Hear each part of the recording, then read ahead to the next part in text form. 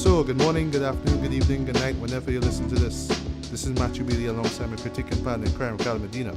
Hello, hello, hello. And this is a post-Christmas, pre-New Year's episode of BS Beats and Bailey. Yeah, I know it's been a long while, but, you know, life and Christmas and family just got in the way. That's pretty much how I could sum it up. Right. Yeah, but on the subject of that, how did you spend your Christmas, Ricardo? Yeah, not bad. Had fun with it, enjoying stuff. Got a couple interesting kind of gifts.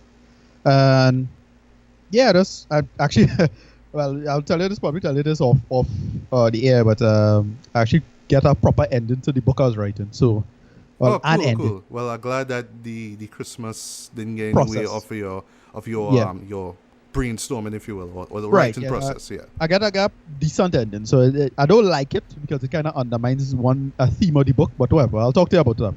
Cool. Well, my Christmas for me was pretty much quiet. I spent it with the family, gave them gifts, bought my own as I always do. Got some time to, cool off, relax, and taking a couple of movies because, I'm working on my top 10 list and whatnot. And, well, before we get to, our actual reviews, just a little note here, just an announcement, if you will. Because of 2016 and just how rough it was for a lot of people, myself included, there were still some great movies as well too, and great albums, hip hop albums actually. And for me, just trying to break down everything into 10 was just ridiculously hard. So at first I had it down to like 15, like a top 15, but I kind of just decided last minute that I'm actually gonna be a little bit more ambitious this year and do a top 16. So when I say top 16, I'm gonna talk about top 16 hip hop albums of the year. Okay. As well as top 16 best movies. Right. And, well, in terms of like my worst stuff, because of course we have to do worst stuff, it's still going to be top 10 because, 16 bad movies, yeah. No need for the listener to go through 16 terrible movies. That's a little too much poison. Yeah, and then for me to actually kind of draw them out of my psyche is just really hard. So the worst stuff is going to be 10 still. The EPs, hip-hop EPs are going to be 5 as usual. And this year I want to try something a little different here. I also want to touch on instrumental albums. Right. And I'm talking about little-known producers who, put out their work online and stuff. And if you've been listening to this series, you're going to hear some of their stuff basically at the beginning and the end of each podcast. So yeah, I had to take the best of the best, and I actually have my list down exact. It's just the best movies that I'm still working on, but I almost have it there.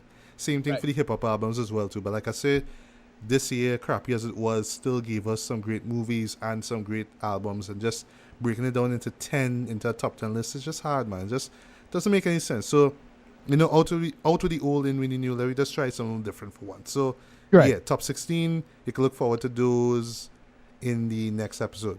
Ricardo, well, I don't want you to do 16, but how are your lists coming along? What list do you... I just kind of slightly regretting the idea that a whole bunch of shit I didn't see. So, like, I already have a bad of the year of the list. It's just to have a couple movies and think will make the list. And that is Assassin's Creed. I've seen it yet. Yeah. I haven't seen it yet, but I should have made the effort to go see it by now, but because it's so bad, I was like, that's kind of hold on. If I want to suffer through that. I mean, Warcraft was enough for me. Right. But yeah. So TV shows as well too, because we covered some great TV shows, and this year has had some stellar TV shows, man. We have to. Yeah, this was a strong year for television for me as well. But it wouldn't be like a top 10 list. We'll just kind of run through the ones that stood out the most to us, really. Right. Yeah. For me, I drawing a list together. Nothing major. I have a top 10 good, and then I have a top 5 worst. I don't going to waste too much effort on the top. Yeah. Don't torture yourself with 10 like I do. I could suffer. Mostly worst stuff is stuff that just kind of dropped the ball in terms of what it could have been. Not so much it objectively the worst. It's just like, you could have do more with this bullshit. Seriously. Yeah. And you could have do more with this, and then this is the bullshit they give us. Fuck off. That is the attitude I have now. Right. It just more squandered potential more than objectively bad. Mm-hmm. That's how my list plays out. And almost everything on my list is pretty much that. Like, wait, but you could have do more with this. And after all of this preparation, this bullshit you give us. All right. That's where you get. I know that some of your stuff might be in my dishonorable mentions. Because, yes, I have dishonorable mentions for the worst and honorable mentions for the best. So, I have a feeling that the ones that you have on your worst stuff list could be in my dishonorable. And a few might make it to the top 10. Right. Yeah. What else? Yeah, and as for TV, I mean, we could just kind of run through that quick. And, games as well, too.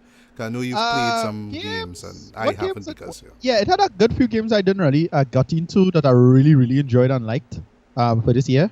It's only really one game that really stood out for me this year that I didn't expect to be so good. Don't say what it is yet. Wait till the next episode. Yeah, but that's the sad part is that it didn't have any games that really take up my time. It's just stuff that was like, I played, I really enjoyed it, but I didn't play that much. So, and the sad part is that all the game is actually a game from last year I spent most of the time because all the DLC for that game came out this year. Okay. That I was Fallout 4. But Fallout 4, the main story and the game at the time was disappointing, but a lot of the DLC made up for that disappointment. A little bit, slightly. But I kind of just find myself playing like a sort of old shit from 2012 and thing. Like, fucking, I still play Mass Effect multiplayer. Yeah. Like, I still play the Mass Effect 3 multiplayer, which is still a lot of damn fun. But anyway, the new Mass Effect coming out, so I'll take over that. Hopefully, if that is good, I'll take over that. But a couple games this year was really damn good. But yeah, I don't really have a big list this year. There's a handful of stuff. Not really worth talking about. I could probably cover it in this episode, if anything. Yeah. But that's about it. Right, and finally, I mean, just because we on the whole, on the whole 2016 subject, right? I don't see why I can't mention albums that aren't in the hip hop genre, but I still thoroughly enjoyed. Right. Yeah. So a few pop albums, a few R&B albums that stood out a lot to me. Yeah, so I can mention those, and I don't see any problem why you can't do the same. I know you listen to your music as well, so you can just mention the albums that you loved, regardless of genre. I had a bunch of stuff that was just more.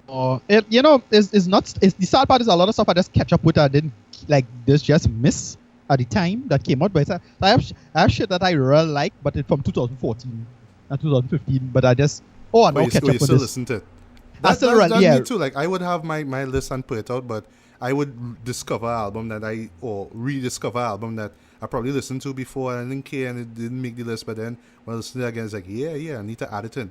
So with that being said, folks, these lists that we are planning to share with you guys, they're not they're not concrete. It's not like, yes, this is like the definitive list and it will never change. Of course it will change. Yeah. So a movie or album that I like this year, I probably might like in 3-4 years, but that's life, But I just more listen to it in the sense of just stuff like probably Elle 40 Watt. That song come out like 2 years now, and I was just really into that song for the whole year. And it's only because of a movie that is in my top 10 list, which is Don't Think Twice. It just resurfaced that love for it. Right, because that was featured in the soundtrack, and I just started listening to them, and I was like, oh, great. I just started really listening to that song, and I really enjoyed that song. For me, stuff like just a bunch of old shit that I forget was good that came up, that was great. Like stuff like Onoki Taeko, like old shit like that. She's like, what, a 40-year-old artist, and I just like, oh shit, I forget this person exists. A classic Japanese jazz artist from the 1970s. Shit like that come back in my periphery. I need to listen to that, though. That sounds cool, Joe. Yeah, no, she's a brilliant artist now. She's still alive, eh? She's like, she's like my mom age. Okay. She's a really, really fantastic jazz artist. She could. I don't know if her voice is still good, but I would imagine it's still good. I mean, most people, their voice still stay good for a long time. Although there's somebody whose voice kind of sound old in one of the movies we're going to talk about. Yeah. And it's just stuff like that kind of come back to me. Is this kind of I'm more of a retro person when it comes to music, because I always try to look for shit that I just genuinely like listening to, and then B, I could put in a kick-ass edit. Yes. But that's how I think about music now a lot. Yeah. And especially in the light of all of the local hip hop people and the expansion. What I would like to see an expansion of interest in music in Trinidad. Instead of just same here. The typical hip hop, replicating and engaging in this. I don't know what to call it, but I just call it the artistic equivalent of the cargo cult. I just call it that. I just call it cargo cult artistry in Trinidad, where you just copy shit in the worst way and don't get why it works. Yeah. Instead of trying something new. doing something genuinely interesting and original. Very, very little of local material is that for me. But especially in the hip hop community, I really like these hip hop artists, but a lot of them sound really, really derivative. Whatever. Point is, I don't know. Maybe it's just you need you need some kind of lane or some avenue or just a reason for people to come for artists to come and be different. No, here's the thing, and just a quick aside. What I realize is that because most of the people who would make the effort to even try are very young, but the problem is because they're so young, they don't know anything, right? Young people tend to not know anything. So what ends up happening is that very few of them actually quite eclectic now. Out of the entire genre of all these young artists, many of them don't have any eclectic sense of music at all. I noticed that. That's a little pattern I pick up. But they're good, they're genuine, but they have genuine talent. Yeah. So it's the probability of you figuring out a way to get them to understand, oh shit, it have amazing shit out there, right? And you just didn't hear it yet.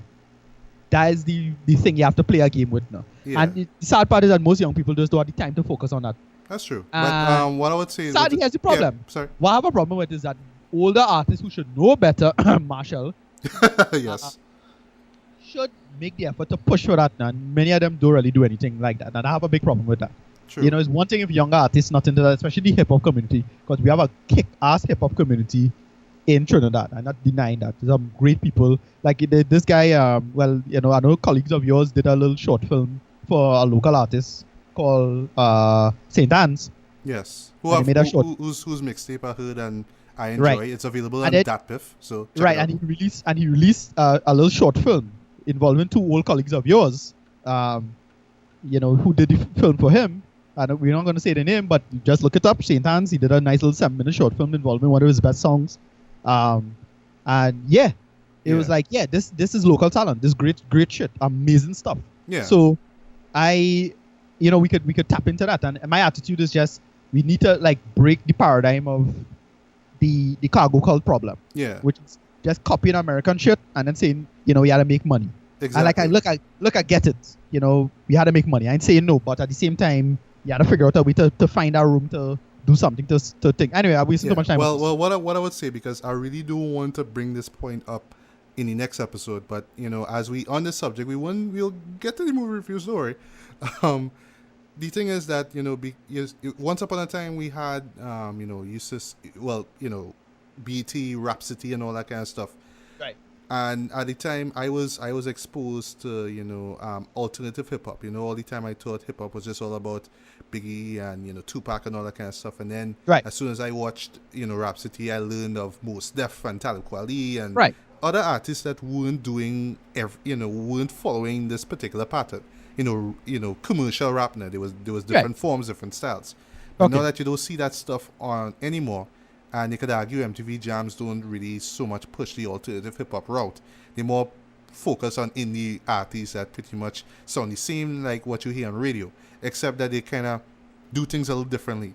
But, was the chance of people actually sitting down to watch these shows and really picking up on what's going on there? But my point is, and you'll see it in my list soon enough, there are tons of artists out there, tons of hip-hop artists that are doing different stuff, doing different things. I know you won't hear their songs on the radio, but they are still making moves. They are still doing things. But, you could say, well, I'm not hearing this song on radio, so that means it's garbage. But it's not like that. It's just that, and this is, I think this is the reason why our artists don't really try to do anything different, is because we don't have something established down here. It's not like in the States where you have this multitude of hip-hop artists, all this big conglomerate, basically. This, style after style, what West Coast sounds like, what East Coast sounds like. So like somebody could just, in the States, for example, somebody could come out of the blue and say, oh, this is how West Coast hip-hop sounds like. I'm from West Coast, but I don't have to sound like that. I'm going to try something a little different, but I'm still going to stay true to those West Coast roots. And then something different comes out of that. Then somebody hears that and gets inspired to do something different. Down here, we still have to establish our own style. I think once we do that, then you'll see the different branches come out from that. But I am hoping that it happens soon. I hope that I am alive to see that, because I'm a hip-hop and I know, but I want to hear stuff from down here, man.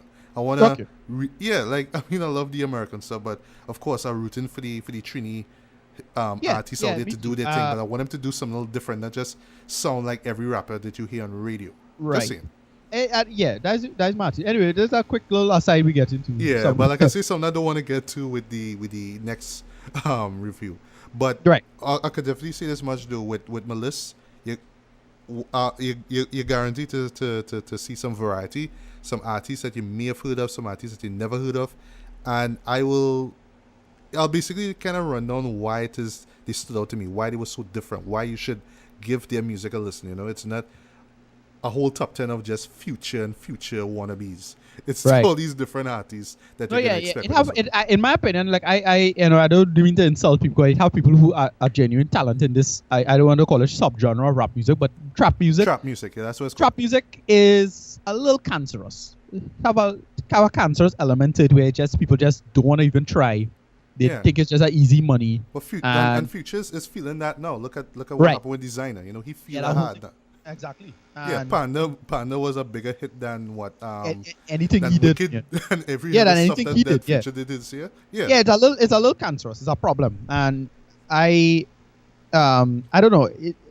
It's interesting how it had to play out in terms of who could do what, and look, that's the nature of the business, but it can't have too much men doing this. That weight is a problem. Yeah. I don't know. And it have a lot of local artists who are trap artists, and I like them, I can meet them in person, and they're good people. But if they like to do it, that's fine. Like I know Young Red, for example, he loves I don't know trap. In the end of the day, I don't see a future with it. No, that's my problem. It's like this way too derivative. Like, look, it already derivative with the artists who doing stuff who legit, but then like you come in with this, which is like D squared, is like derivative is the derivation of the derivation. And that's a problem. Mm-hmm. That's a problem. And not just with rappers too, but instrumentation. How many times you could instantly tell when you were hearing a trap beat? It has this distinct sound that you always hear. You always knew it. But you would hear some producer try and do something a little different. Right. But anyway, yeah. I don't know. We'll see.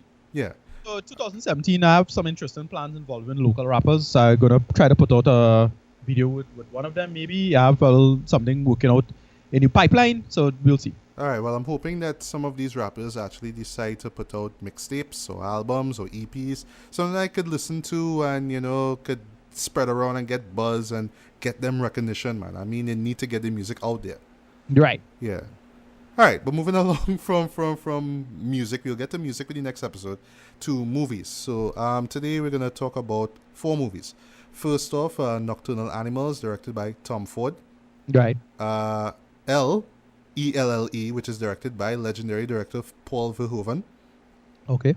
13th, which is a documentary, which is directed by Ava DuVernay, who recently gave us Selma, which was decent for what it was, and quite, I'll say competent. Yeah, not the best show in the world, but it was good. It was fine. Yeah, well, Oscar beatish, but it was good. Right. But fortunately, it won for Glory, which is still a great song, featuring Common, who I'll get to in a bit, and John Legend. And finally, we're gonna talk about Rogue One, a Star Wars story. Yeah. Sorry it took us long to get it, life and stuff, but yeah, we finally have to talk about it. And, quite ironically that we're going to talk about it today being Tuesday, the 27th of December 2016. Yes. But we'll get to that as soon as we reach to that Star Wars section. So, right, yeah. First off, we'll start off with Nocturnal Animals. Right, yeah. I didn't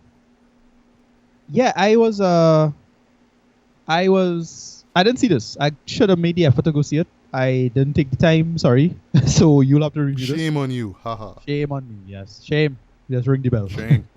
Yeah, just ring that bell. So, you'll have to review this. I actually was interested in this, so I'll make the effort to go see this immediately after we stop recording. But yeah, what do you think about this movie? How was it? Because Amy Adams is it's a big cast. Amy Adams, Jake Gyllenhaal, Michael Shannon. Right. Who are really starting to like as an actor. I liked his stuff before. I loved his character in Boardwalk Empire.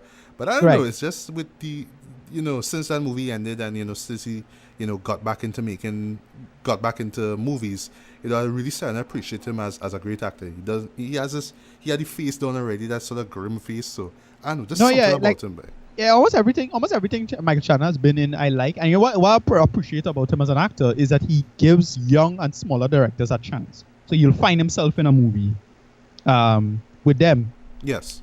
Because he liked the director. Like he one of my favorite movies, and that might make my top 10 list. I don't know if that was this year. I think Midnight Special. I think that was this year. That was this year. Yeah. So I know that should make my list. Yeah, Midnight Special. And I know it made a lot of other people's top 10 lists as well. It will make our honorable mention more than likely. Okay. But he gives small directors a lot of, and he did a movie where I forget the name of it, but he did a movie where the guy he was warning everybody about a tornado. Was it a serious? No, not a serious man. He had a tornado Take coming. Shelter. Take Shelter. Thank you, man. Which came out in 2011, so I am right. way off. That's You're right. Already yeah, and that was the movie I was thinking of with him, and it's such a fascinating movie because I'm into that stuff where you're not sure if it's real supernatural versus the person, the kind of crazy delusions. Yeah. Right, and I was a big fan of that. He also did kick-ass movie in my opinion. He did he did The Iceman. That was fucking awesome. Okay, I haven't seen The Iceman. That's basically based on the killer, the famous killer. And then, of course, he did Man of Steel. He did stuff that I like. And speaking of kick-ass, he's actually in this movie as well, too. Aaron Taylor-Johnson. Right, okay. Yeah, so, I'll get to in a bit, too. Right, so give me a rundown of what Nocturnal Animals is about and if it's worth watching. All right, so going into this, I had no idea what this was about. I didn't watch any trailers. I just saw this poster and I was like, wow, Amy Adams has some really nice eyes though. Yeah. Right. if you know the poster I talk about. And she does, yeah. So it's based off of a novel called Tony and Susan, written by Austin Wright. And how ironic, written and stuff. I'll get to written in a bit. It's the screenplay actually is written by Tom Ford. Wow. Yeah, so I don't know, like after he gets big up from Jay-Z, that song. That's what, right, Tom exactly. Ford, and a whole heap of black people who didn't know who the hell Tom Ford was until Jay-Z had this song with Tom Ford. And then I love that song, by the way. That beat. No, I thought it was a kick-ass song. Yeah. Pretty, actually one of the few songs in the album. I actually don't like the album all that much. Nah, that song, though, that doom doom doom doom. Yeah, exactly. But what cracked me about the album is that it's like all of a sudden all these black people like Tom Ford and buy Tom Ford. It's like, all they can afford Tom Ford, stop it. No.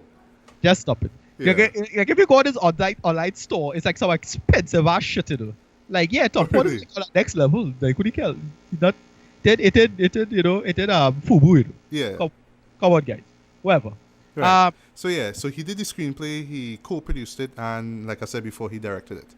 Right. Right. So the premise goes like this. I'll have to be careful not to spoil too much. So Amy Adams plays Susan Morrow. She's this art gallery owner. Right. And at the moment she is married to a businessman called Hutton Morrow, which is played by Armie Hammer. Right. I've never been a huge fan of, don't mind he was decent in Birth of a Nation, but he was good, yeah. I know I like him in a couple movies. Yeah, good. Yeah. Go show. And it's kind of revealed early on that he is unfaithful to his wife. And she as in Susan, is kind of aware of that. And she tries to keep herself busy. She calls herself a nocturnal animal. She's always up all night. She takes forever to sleep and stuff. So she always has to stay busy. And she receives the manuscript for a novel, which is penned by her ex-husband, Edward Sheffield, who is played by Jake Gyllenhaal, which is a manuscript basically for a novel that he's bringing out called Nocturnal Animals. So she starts to read this manuscript, and basically the story itself, and we do see the story played out. So, and this is something about the movie itself. It cuts back from Amy Adams reading to the actual story being portrayed on screen. So the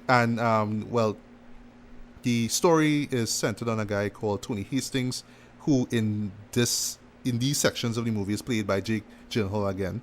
And he's married. He has a wife and kid, and they find themselves just driving home, and they run into these three guys I wouldn't really call them hillbillies or rednecks, whatever, but they're guys that just want to start some trouble, and then one thing leads to another, and basically Tony is separated from his wife and kid. He's trying to find them, and then he enlists the help of a detective, actually, who's played by Michael Shannon. He plays Lieutenant Bobby Yandes. He's this like old detective, and he's like suffering from lung cancer and stuff. So he's just trying to help him out. So he just kind of wants to go out with a bang. Basically, it's kind of like that. So going into this, it's kind of like you're seeing the story unfold, and then they cut back to Amy Adams's character. And at first I was telling myself, well, wait, okay, so it's just going to be her reading this thing. That's what the story is about.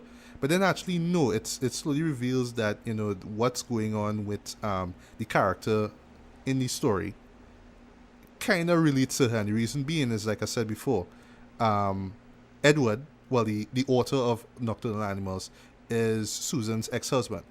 Right. And we do see some flashbacks of them meeting. Well, you see them meeting each other for the first time, and just that relationship slowly starting to boil. Slowly starting to develop. And what I like, though, well, just characterization-wise, is that Edward is very ambitious. He wants to do things, and he's very creative. He tells her that, he tells Susan that from the word go that, he wants to make a living. He wants to make a career writing books, being able to express himself, being able to be creative. Right. Now, Susan, on the other hand, is on the opposite. She's like, well, how you expect to make a living just writing books, and this kind of life is kind of boring. It's gonna get old soon enough, so you have to do more things. You have to think about making money and all that kind of stuff, because that's what life is about. And I like how, at first it kind of came off a little two-dimensional at first, but then when I really started thinking about it, I was like, oh yeah, that kind of makes sense, because like I could kind of relate to, like, me wanting to be involved in film, but a lot of people would say, what's the point of doing film? You're not going to make money from that. You have to get a real job, and that's not a real job. It's all about that. But at the same time, you are creative and you want to create. You see it in yourself that you want to create, but why not make a career doing what you love if it's creating? But moving along with that. So it kind of cut back to how their relationships had deteriorate, and then we cut back to the present, with Susan's feeling relationship with Hutton, who ironically you don't see much of, and it really kind of sells the point that she is kind of on her own. And you see, there's lots of moments of her being by herself, even when she's around other people. You can kind of see her sort of distance, and you could tell that she wants to be loved, but it's just, she's not really finding that love for some odd reason.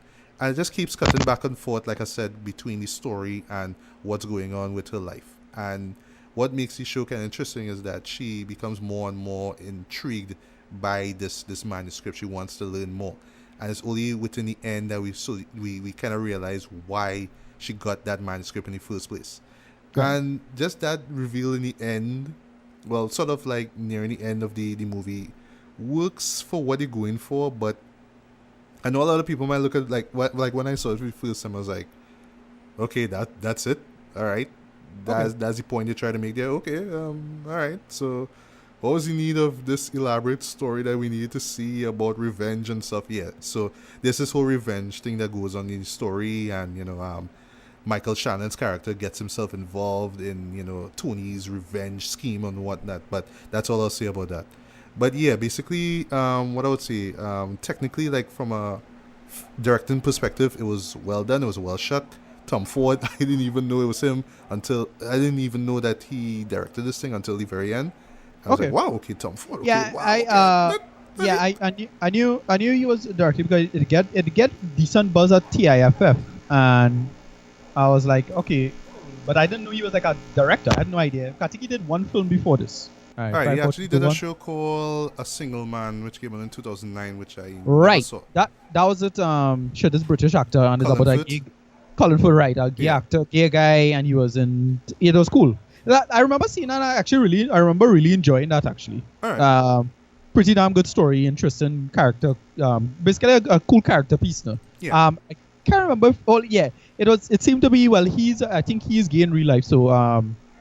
So I think it is kind of not surprising. Him was fashion guy, right? So yeah, that's running stereotype. But he he made I remember really enjoying A Single Man. And I was like, and when I found out, wait, the director is this a fashion designer? Oh shit, that's real bad though. I was like, all right, cool. But yeah. He's a solid, really talented filmmaker. So I was like excited for this. I just should find the time to watch a movie. Yeah, well, for me, this was like the first time I ever saw a movie directed by Tom Ford, and I thought that he did a great job here. Right. The music I thought was excellent as well too. It had this really dark sort of neo-noir kind of vibe to it. And yeah, this is the best way I could actually describe this movie. It is neo-noir, but more on a psychological level. But I felt that the moments with Amy Adams were more like drama, more like a domestic drama, pretty much. Because it was just really about her and this whole feeling relationship with Jake Gyllenhaal and how that kind of turns out. But I was more invested in what was going on in the actual novel, where this father was trying to find his wife and daughter, and finding the three guys and exacting justice upon them. And one of those guys, by the way, is Aaron Taylor Johnson, who is incredibly creepy in this movie, like borderline psychotic almost. Just the way how he played that character was really. Really, it had me on edge at certain points in time, but yeah, he did a great job. Right. Yeah, the tone was a little uneven because, like I said, it shifts back to this sort of gritty, sort of I don't want to say hardcore, but just really gritty, nail-biting sort of revenge tale with Tony, and then you're going back to this whole domesticated thing with Amy and I don't love you anymore, and I don't know, and my mom's telling me this and all that kind of stuff now. But it slowly starts to connect, like nearing, like probably around the second act or thereabout. It starts to connect again, and then you realize, oh, this is the reason why she got this manuscript in the first place. This is the reason why she's so intrigued by what she's reading in the first place. This is how it all connects. And then when you see it connect and when you see it all play out in the end, you're like, okay, it didn't hit me as much as I wanted to, but I get it. I think it was a little pretentious, or maybe it just could have been developed a little bit more, because it just kind of comes off like metaphorically. That's the best way I could describe it. Like the whole novel basically is a whole metaphor of something that happened and how a certain character felt as a result, and that character wanting the other character to know how that character felt. That's just the best way to describe it. So I don't know. It's just like maybe I kind of maybe it's just because I didn't know what to expect. So I went and was like, oh, okay, big actors, all right. I didn't expect this was going to be a story within a story for one thing, but I thought that at some point in time the stories would connect in some sort of profound way. And also I felt too that it was kind of building into this sort of psychological thing. Like at that point in time, I was really asking myself, okay, is this what we see in real? Is this like a flashback or flash forward, similar to another movie that Amy Adams started recently, which was Arrival, which had me asking those same questions once the twist was revealed. Is this happening in real time, or did it happen in the past, or does this happening in the future? What's going on? And I like how the movie kind of played on that. And then you realize, oh no, it's kind of like what it exactly plays out to be. And they're like, oh, okay, all right, okay. Yeah. But still, I was thoroughly engaged by it. I mean, the acting was fine. Although, to be fair, I think Amy Adams shouldn't be. To me, her name being first didn't really work for me. I felt this was more Jake Gyllenhaal's story, or stories, if you will. Right. I thought that he was more prominent in the movie than Amy. Okay. I felt that Amy was there. She was fine as always. I mean, her acting was always on point, and she didn't disappoint here. I just felt that she was more in the background compared to what was going on with Jake, in both stories. But then when you slowly start to realize how she all plays out in this whole thing, and the reason why she got the manuscript in the first place is like, oh, okay, it's in a way it is about her. So in a way it's really about both of them in a sense, but I just, like I say, felt it's more about Jake than Amy. But then in the end you kind of realize it's really about Amy at the end of the day. So yeah. Michael Shannon was great as well too. I love the character that he played. This this detective who kind of feels sorry for Tony, and he's going out of his way to try and help him, and then all of a sudden he just decides, I just want to kill these people, because they did this crime, and yeah, these bastards had a go now, you know. And you know, at first, like I was watching this thing, like, yeah, this can't be real, but this had to be something out of a book. And like I said, the moments that are in the novel, you're kind of thinking maybe it happened in real life or maybe it didn't, but then you slowly realize, oh no, this is actually fiction that you're seeing here, and this is why. Well, like I said, near the end, you realize why the story is how it is.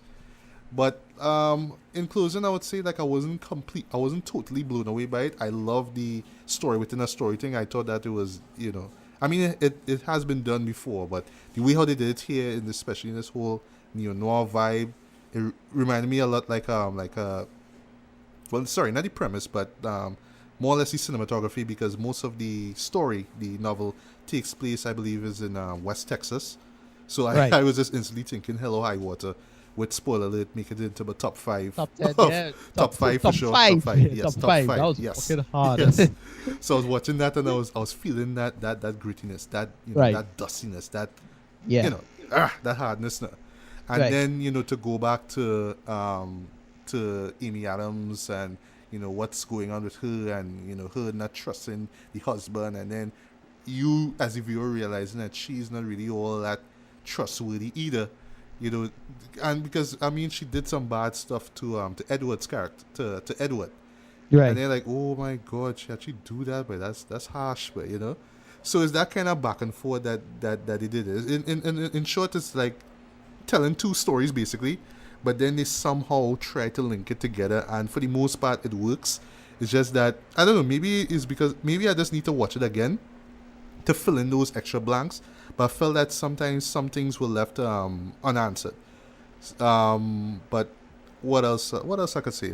Music was fine, like I said. Cinematography was excellent. I love the transitions that they use between the real world and the novel world. Those were great as well too. And not just those two worlds, but also the flashbacks with Amy Adams and Jake Gyllenhaal, and, you know, their relationship. Whether it's audio bridge or it just be just something visual. I love how, you know, it keeps going back and forth, back and forth, back and forth. Whether it's like a particular sound or a particular image that they use or a color or whatever. And that's the next thing that I really need to go back and watch this movie again, because I just need to see, you know, the little themes, the little stuff that he have there to really emphasize this big point. Because maybe, like, you know, like I just saw it, just watched through the whole thing, I was like maybe expecting something great to happen, and then it all ends like, But I think that if I watch this movie again, I will enjoy it a little bit more. It's really one of those shows you really had to dig in deep and really, you know, figure out, but you're not going to get everything within your first watch, just like Arrival. But with this one here, I enjoyed it, not as much as I wanted to, but I would still give this a strong 3.5 to a light 4 to 5 stars. I do see myself going back to see this once it comes out down here on big screen. I'm definitely gonna give this one a watch. But I would say this: if you are a fan of neo-noir film, if you want to see something different, if you love Amy Adams, and a lot of people saying that she's either going to be nominated for best actress either for this movie or for Arrival. I think that she will get for Arrival though. If you want me to be honest, I think she will get the nom for Arrival more. I mean, she was fine here. It's just that I find she was overshadowed by Jake, and Jake was excellent in this one. I don't see her in an Oscar nom because, I mean, Jake is always great as well too. But yeah, I thought that he sold it here. Michael Shannon killed it, and yeah, not much more I could say about this show. So I highly recommend you check it out. Just go in with an open mind. Go in. Just watch it carefully, and if you don't, you just won't pick up on everything. You might just walk out of it like, yeah, this was shallow and didn't make any sense to me. But I think if you really dig in deep and really watch this movie closely, you will get something out of it for sure. So yeah, definitely will check it out. All right, okay, I could live with that. Yeah.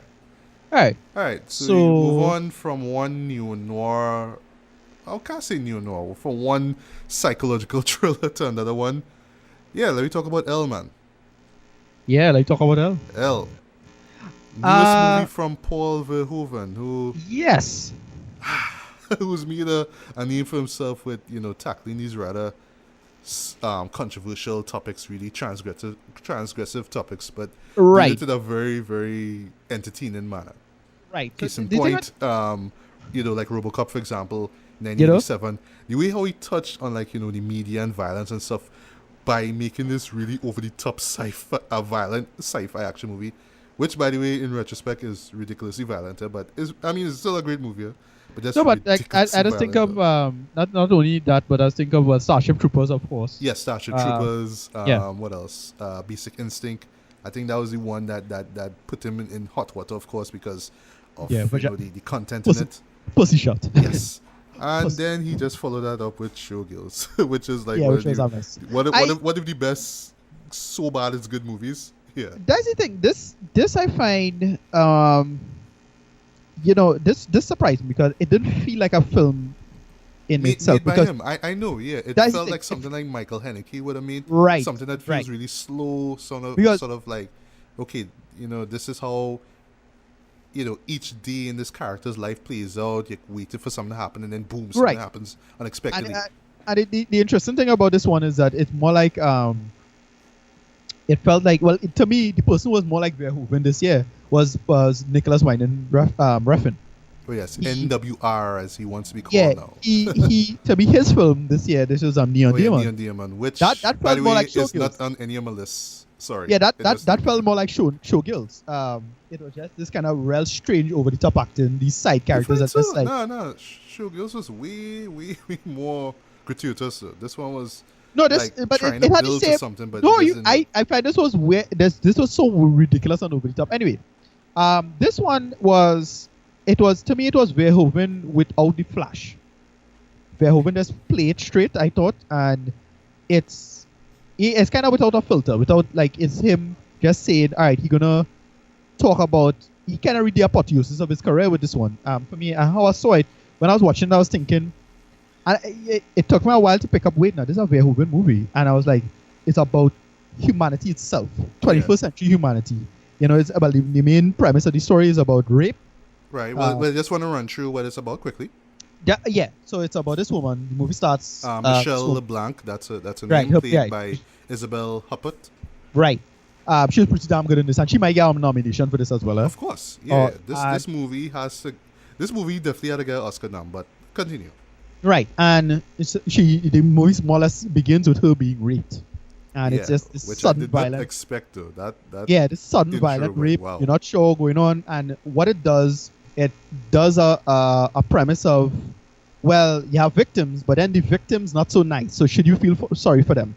And it does this whole idea of, well, it's rape, and it have rapists, rape enablers, the idea of a corporate cutthroat, which she is a little bit because they get into the nature of her, what her job is, which is kind of interesting. Yeah. Video game design, didn't expect video game design and what because but it's content in the game though. But right, yeah. But here's the thing. Here's the thing in the movie. Movies, a lot of movies get impacted because of good timing. So I don't know if you're familiar with a phenomenon that occurred about 2 years or so ago called Gamergate. No. And okay, so Gamergate was basically something along the lines of video. Well, it had a big blowback of cultural. I shouldn't say the term cultural Marxism. It's kind of nonsense too.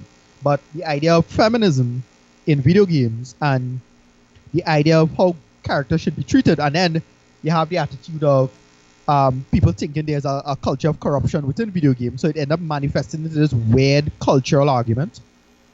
And that to me impacted the movie, and this movie coming out in this time mattered more than after that whole phenomena. It was a total shit show on Twitter and the internet in general. That a bunch of names get thrown, Zoe Quinn and all these people. But the point is, it was really fascinating to watch in the light of that, to see her character and what her character meant, especially with respect to the violence in the game, and with respect to what happened to her.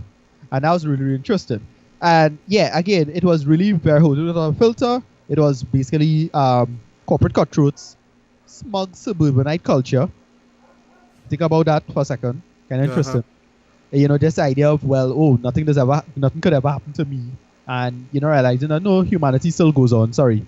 Bad, shitty people are still going to be shitty people. And you realize you don't really have a decent person in the whole scenario. Not really. No. Everybody is... Not a single soul. And that was kind of... It was a little on the depressing end for me. But it's really just a kind of cold-hearted movie. Really cool. A lot of people call it like a black comedy. I see what you mean, but It was more because of how real, how the characters are, and because you don't really like them, and because they don't do good things. It was kind of hard to really like laugh at how bad they are. But I see the I see why they call it that. Right. Yeah. For me, it was just a kind of nasty way. Just it's a nasty story and it's a nasty way to tell it. And it was a necessary way to tell the story. That's the interesting thing because here's the interesting thing. You get into the idea of people like to make a black and white.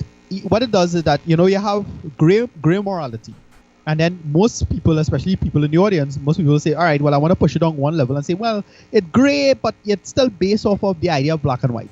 And to me, Verhoeven kind of says, fuck that. I going on a deeper level by saying, no, even the idea of victimhood should even be put into the premise of gray morality. And it's really interesting. And then there's a big reveal in this movie that really hammers that home. Yeah. You learn who her father is, and that caught me off guard. That's the only part of the movie that really caught me off guard. It's like when they reveal is when they reveal who it was actually breaking into the Elle's house. That was a surprise, but it was part of the bingo. The bingo logic you apply to movies. Who could be?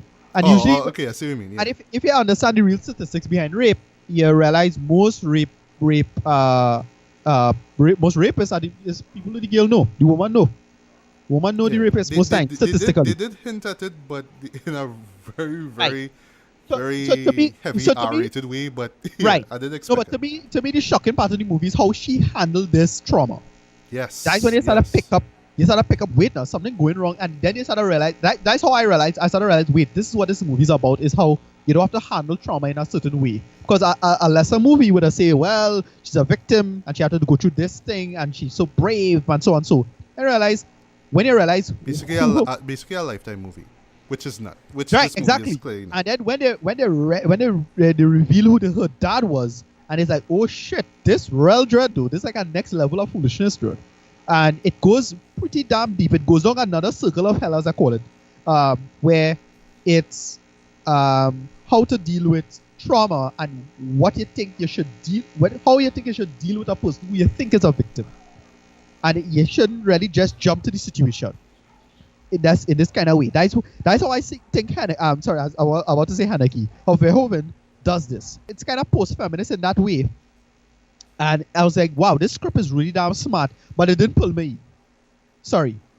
It felt like, you see how was the movie you watch with the Asians in the Korean shit? Handmaiden, thank you. Yeah, in the case of The Handmaiden, that felt like a 60s pulp novel, 60s pulp lesbian novel. This one felt like it felt like an 80s thriller, but with some maybe lesbian inklings, so that's what they want to go for maybe. Yeah. But it's all about sociopathy. That's the important part about this. And that was kind of fascinating for me. And the movie really worked in that way. But it didn't pull me because this person was kind of so unlikable. And almost everybody in the movie so unlikable. True. So in their own way, shape, or form. Right. Yeah, what is not Michelle's co-workers or friends or ex-husband is the son. And then there's this subplot with him and his girlfriend or wife, whatever. Right. And then she gives birth to Dres. Yeah, that's not your son. Can't you see that that's not your son? But he's really defending and being angry at his mother and, cussing on her and stuff. But he's not, every time the wife calls him out, he just kind of cowers to her. He kind of has to bow down to her. That kind of stuff. Yeah, and it was a strange movie in that way of this whole, as I say, it looks kind of, it feels like a bit post-feminist in the sense that, well, okay, this is a dark side of what could manifest when you think about when you think about women with agency and what that means. And this again gonna sound controversial here, but women don't have to be nice. Sorry guys, women are agents. Women are people who could turn out to be real monsters. And this movie felt like that. They are human as well. Thank you. And the woman, you would think she's supposed to be this victim that you have to jump to defense. Nope. And the way how she manifests her trauma is so unbelievably disturbing in this film. That's why it felt really strange. Like, wow, this is a Verhoeven movie? Yeah. well, good thing as you say, but it's just the way how the movie pulls it off though. Yeah. It's like, I don't know, maybe because of the director involved with this. Like, I'm not saying that everything had to be so over the top and loud and in your face now. Right. But just this slow, subtle kind of way. Like, you're just watching it and seeing how things play out, like day by day now. Yeah. It really felt like something out of a Michael Haneke movie where he kind of uses, the slow pace, and then out of the blue, he just hits you suddenly and then it just jolts you out, and then it goes back to that. And I felt that Elle did that, the movie Elle did that a lot, where you saw how characters interact with each other and how they live their lives and stuff, and you saw how this attack, affected Elle. You really saw that, and how it affected her relationship with other people. And I also took notice of how it, how it affected how she, how she interacted with, with other male characters. Right. It's not guys at work that, kind of enamored by her or just impressed by her and stuff. Right. There's her ex-husband or, her friend's husband and all these different characters. So what's cool about that is that you get a sense of, what it means to break down a social contract. In the sense that, okay, you're living in a society and you get a sense of its social contract and its rules. Because you could tell even before, they didn't really put the situation before her getting raped. But you get the sense that even before she would have been raped, she still had this kind of distant relationship towards everybody. Of course, But life played itself out and it's like, all right, the rules are the rules. They have laws and are supposed to be trusting people, at least in the sense of you get the sense that they should obey rules. And it's a first world country and everybody rich and wealthy. And again, to go back to the suburbanite point of, everybody nice and everybody making money and everybody nice. And then you realize that shit people could just break those barriers of privacy and your own personal space in the worst, most nightmarish way. And that's why the film really works for me. And when she started to lose trust with almost everybody in the movie, and then the big ending sequence, which with involving her son and a piece of wood. Oh yes, which I did not see coming. Yeah, and I was like, okay, and then that last line when the guy just says why, I was like, yeah, this is like how dark things could get. It's a really nasty movie though. In that way, it is. But I just for me, I think it's just the pace that threw me off completely. Yeah. Because I was thinking because of the content. Because I didn't know much about it except for just like a 2-line premise about it. But I was just expecting something a little bit nasty, a little bit more guttural now. Right. I wasn't expecting a slow-paced drama. I mean, the drama worked in terms of setting up character and, payoffs and stuff. But I think the pace is what's going to throw a lot of people off, though. Because I know a lot of people are going to go in just based on the premise and be like, okay, I expect them to be shocked by this. They're like, oh, wait, there's just... They might find it to be boring and tedious, but no, it's actually leading up to something. Yeah, no, it was hard for me to recommend for the average person. Like, I'm not going to recommend, usually when I come up with movies, I'll recommend it to my dad or something. Nope, not recommending this to the average person. I can't. No, not just because of the premise. I mean, the premise alone is just like, nope, no, forget. No, but I was thinking it was going to be... I was just thinking, I would more recommend this more for people who love European movies, who just...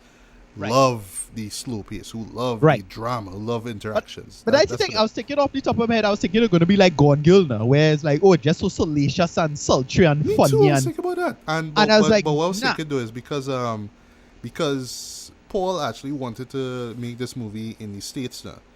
But because of the premise of it, he knew it'd be hard and, trying to get actresses involved. So he just went to France and said, well, I'll do it there. Right. So that's why it feels more like a French movie. It feels like a European movie. The whole thing feels so dry now. That's the whole point about it. It's like, wow, this woman just is a next level journey. And the whole time I was watching it, it's like, it was actually taking me out of it how damn distant she was to the whole thing. And then when they revealed who the dad was, I was like, oh shit, that makes real sense to me, at least to me, of why she would react to the way how the whole thing is. It's like, yeah, she already went through this in some way, shape, or form. In before now, when you I do not want to spoil. Don't. Can't say not. Well, I try to avoid that because that was a big catch in the movie. In a sense, even me mentioning this kind of spoils it. But whatever. But I was really expecting something salacious and entertaining and kind of winking to the audience. Me too, actually. I was expecting him to take more risks with this one instead of just playing it kind of smooth and thing. But I think it's because of the location, or I guess the style of the movie, could really does feel like yeah, this it is anti-Hollywoodness. So this is it has that kind of French French. I don't know what to call it. New wave? No, new wave. The one before not new wave, but French realism. Yeah.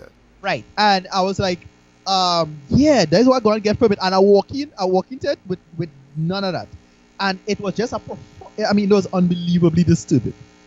That's the thing. Because the more and more you think about it, you realize, wait, boy, this movie. Well, I think that's why it resonates with a lot of people. It doesn't like spell out its disturbingness or whatever. Right.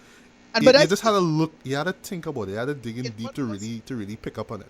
You might look at it and just be like, it's just characters talking and blah blah blah. But you had to really look at it and be like, oh. No, but the movie once anybody who kind of would this salt as a kind of cinephile, once you get what's going on, that's it. You have to get what's going on. Well, once you get what's going on, to me, is a film that will stick with you, John, because it's a movie like one of those mental viruses. Now you realize, holy shit, it have people like that out there. Holy shit, that is what make it cool now. And again, Verhoeven was a distraction because a guy like him, you expect some over the top bullshit. Nope. The man just give us something that's straightforward, John. Yeah. I wonder if this movie came out to the States, how would it have been? I think a lot of people would have complained that it's not like your average rape revenge movie, you know. But that's the thing. I don't know, because what's the name of the movie? I Spit on Your Grave. Yes. I was actually thinking about shows like that. Right, I was thinking some shit like that now. I was thinking something salacious, but I was thinking something like Gone Girl. I was thinking more like Fincher, which is a different style of filmmaking. It's a different beat entirely. But with in the case of Fincher, it was salacious because the whole point is to cater to that whole media. It's more critical of the media more than anything now. Yeah. But this was just like a damn personal story, and everything. When you think about the character, everything makes perfect sense in my opinion. When you actually think about that, it's like, wow. Yeah. And of course, Isabel's performance. I mean, she sold it. It felt so real. Like this is how her character would react to a situation like this. It makes sense. And the thing is, but just talking to you about this, it might start to make my top 10 because like I'm now thinking about this like, wow, this kind of deeper than I think it was. She had to win an Oscar for this. Holy shit. Of course, or get nominated. I really hope it's so. Right. But for me, like I don't want it to be. It may be like an honorable mention for me, but it is definitely worth checking out. It is worth the praise that it's been getting. Right. A lot of people put it as number one. I wouldn't put this as number one. I guess. Really? A lot of people so high. Yeah, but I do see the appeal. I do see why people love this. But I can't say this is for everyone though. People might just get turned off instantly by how slow the movie is. People might be, oh gosh, when the violence gonna happen? When this gonna happen? Just talking. No. Yeah, blah, it's blah, not. blah. It's not. But it's really if you look closer, if you really watch what's going on. I know it's a different style of cinema compared to Hollywood, but is if you're really digging deep and really understand what's going on. Is once you get that, you're like, okay. is that kind of show? Yeah. Because the movie didn't catch him off guard again because of the pacing. Nothing catch him off guard. Unlike The Handmaiden, where that was a lesbian pulp novel. Yeah, but it moved at a certain pace where you wanted to see what happened next. Yeah. That's what it felt like, a lesbian pulp novel from 1964. It's supposed to be salacious and kind of pull, grab you. Hey, 70s though. Right. Yeah. 60s, 70s pulp novel kind of shit.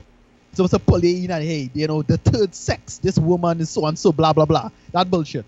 And this one was like, nah, boy. This woman is just so straight. And again, I don't want to say what it is because of the dad.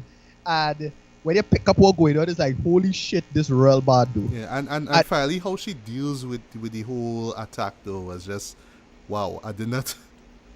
I didn't expect it, but that's how she handled it because you're giving enough time to understand the character. Like, oh, okay. But a lot of people misrepresent it in the sense of saying, well, because it's French, there's a kind of prevailing existentialism / nihilism going on here, and I suppose you can interpret it like that. Say, it's Albert Camus, Jean-Paul Sartre type philosophy going on here. Not necessarily.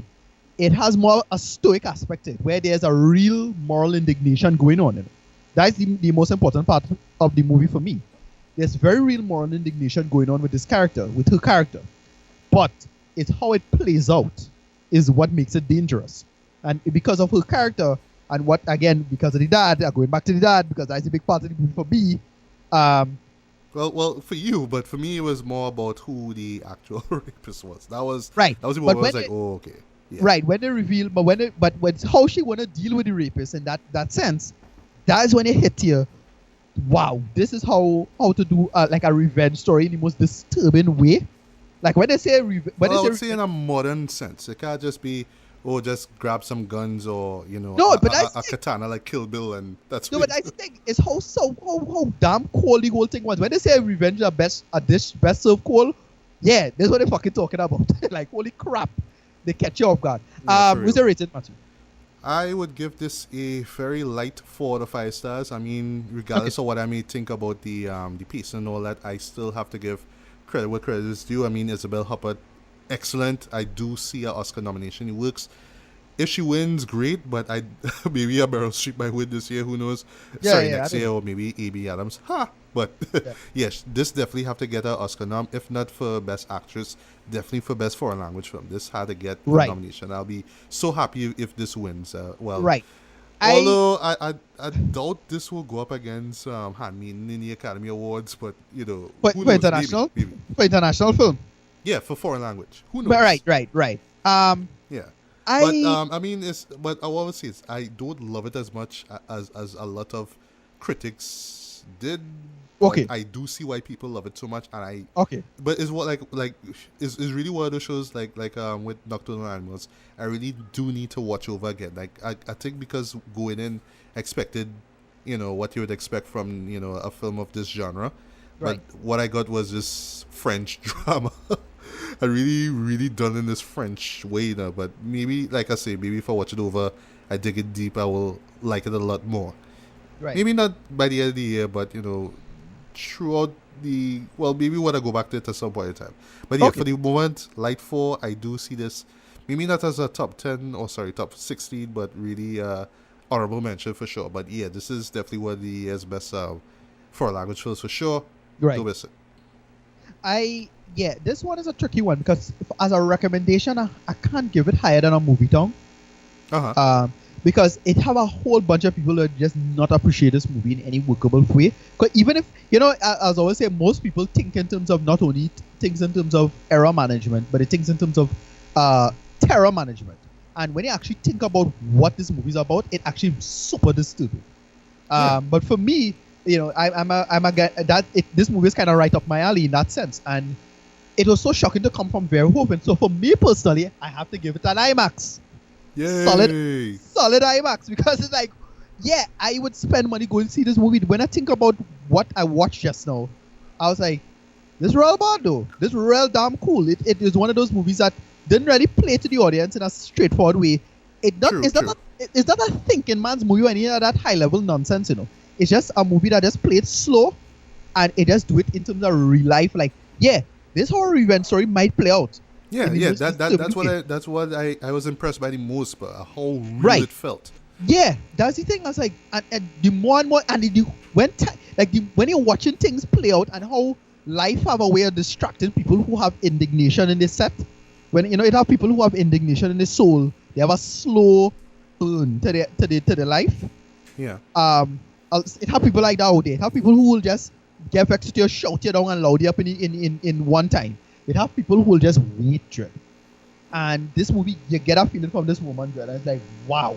When when the apotheosis of the story came to its hilt, like, wow, that was a kind of shocking damn movie. It kind of scary in that way. I always say anything that's kind of scare me a little bit in an existential sense is totally work. That is why it gets such a high score for me. This movie challenged me. It's a movie that challenged me and make it work. I actually really like this movie. It totally worked for me. But I can't in good conscience recommend it to the average person. Same here too. Not just because of the pace, of course, like I said before. Right, the pacing was a big factor. But the premise alone. Just but like, nope. That's what made it work too. It's like life passing, as you say, as you mentioned before. It's one of those movies that just, wow. It pace and it catch people off guard. And then when it's time for your comeuppance, it's licks together. And you kind of forget why it's happening. But it's like, no, as I say, justice delayed is justice denied. Mm-hmm. And the movie works. I really enjoyed this movie. And when I'm talking to you about it, it actually going up in points in my head the more and more I think about it.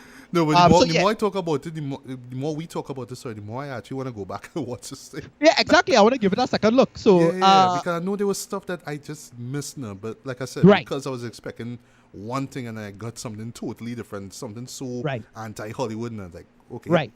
And it catch me off guard because it's one of those movies, again, because it's Verhoeven. I was expecting some neon demon bullshit. And like, nope. Expecting something like just ridiculously over the top at some point. Like the revenge, like the actual revenge would be so gruesome and so violent. It would be like, something right, exactly. Well, at least leading up to it would have been like that. What they do with it is like, wow, that is it. And that final scene where the guy's wife tell her about, I'm glad this happened in a certain way, and she just had a straightforward face and like watching, she's like, this fucking bitch, like, wow, you see it? And it seems like whole life goes on, but things change. Yeah, that has cut it. I mean, it's a movie that's cut deeper. When you think about it, for any thinking, it's not a thinking person in the academic sense, but it's more like an emotional deepness now. Yeah. You know, how it's compared, it's kind of like comparing Rick and Morty to BoJack Horseman. Which one more adult and more deeper? Right. Okay. I see. Think about it like that. That's the quickest metaphor I can hit the average person now. Yeah. This movie totally worked for me. I love it. I recommend it, and but you have to come with a straight face. Probably drink a beer or two, so your emotions don't get hit as hard. But yeah, jump into it, and I enjoy it. Yeah. So that's Elle. Elle was awesome. What I would say, just in closing, as a character study, I thought this worked. Right. You know, just off the premise alone, you're thinking, oh, this story is gonna be going this one direction because you've seen it before, and you assume this is how a person who went through that would react, but then you get something totally different, like, oh, why? What's going on here? Why is she moving like this? And then, it just slowly builds and you really understand, like, oh, okay. Yeah. So, as a character piece, as a character study, I should say, it worked. Isabel, she killed it. Really expecting a Oscar nom from her. If not that, then definitely Academy Award nomination. Right. But like I say, because of its content, I'm wondering. I think this, but because I think it have a better chance of getting nominated as opposed to something more on the hard R NC-17 vibe, like what The Handmaiden was. Right. Yeah, which admittedly I enjoy a lot more, but still, I think this one has a chance of winning next year. The Handmaiden was very pulpy. Yeah, it was pulpy and schlocky in its own way, but it worked in terms of what he wanted to do. Yeah. But this was just so dry. I was like, jeez, boy. It was cool. It was really cool. It was, yeah. It started from start to end. It was cool. Right. Yeah. Okay.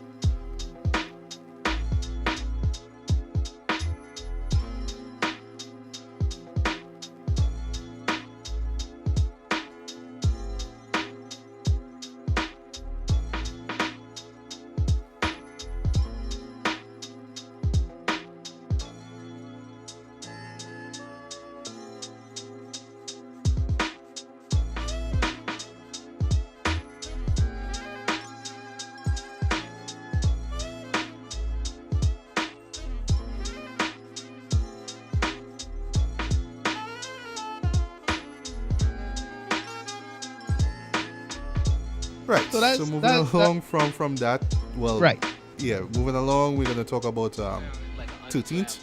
Yes. A documentary which I have been seeing in a number of top 10 lists for the year so far. And I almost told myself, you know what, I don't have one documentary on my list. Why watch this one here? Right. And my God, I'm so glad that I got to see this one. This is another solid documentary. This is probably my second favorite documentary of 2016. For me too. It had one other documentary. I don't want to sell you out because I know what it is. One other documentary for this year that I enjoyed more. Yeah. But this was pretty damn good. Yeah. This one was the more traditional approach. Yeah. Approach compared to the other one.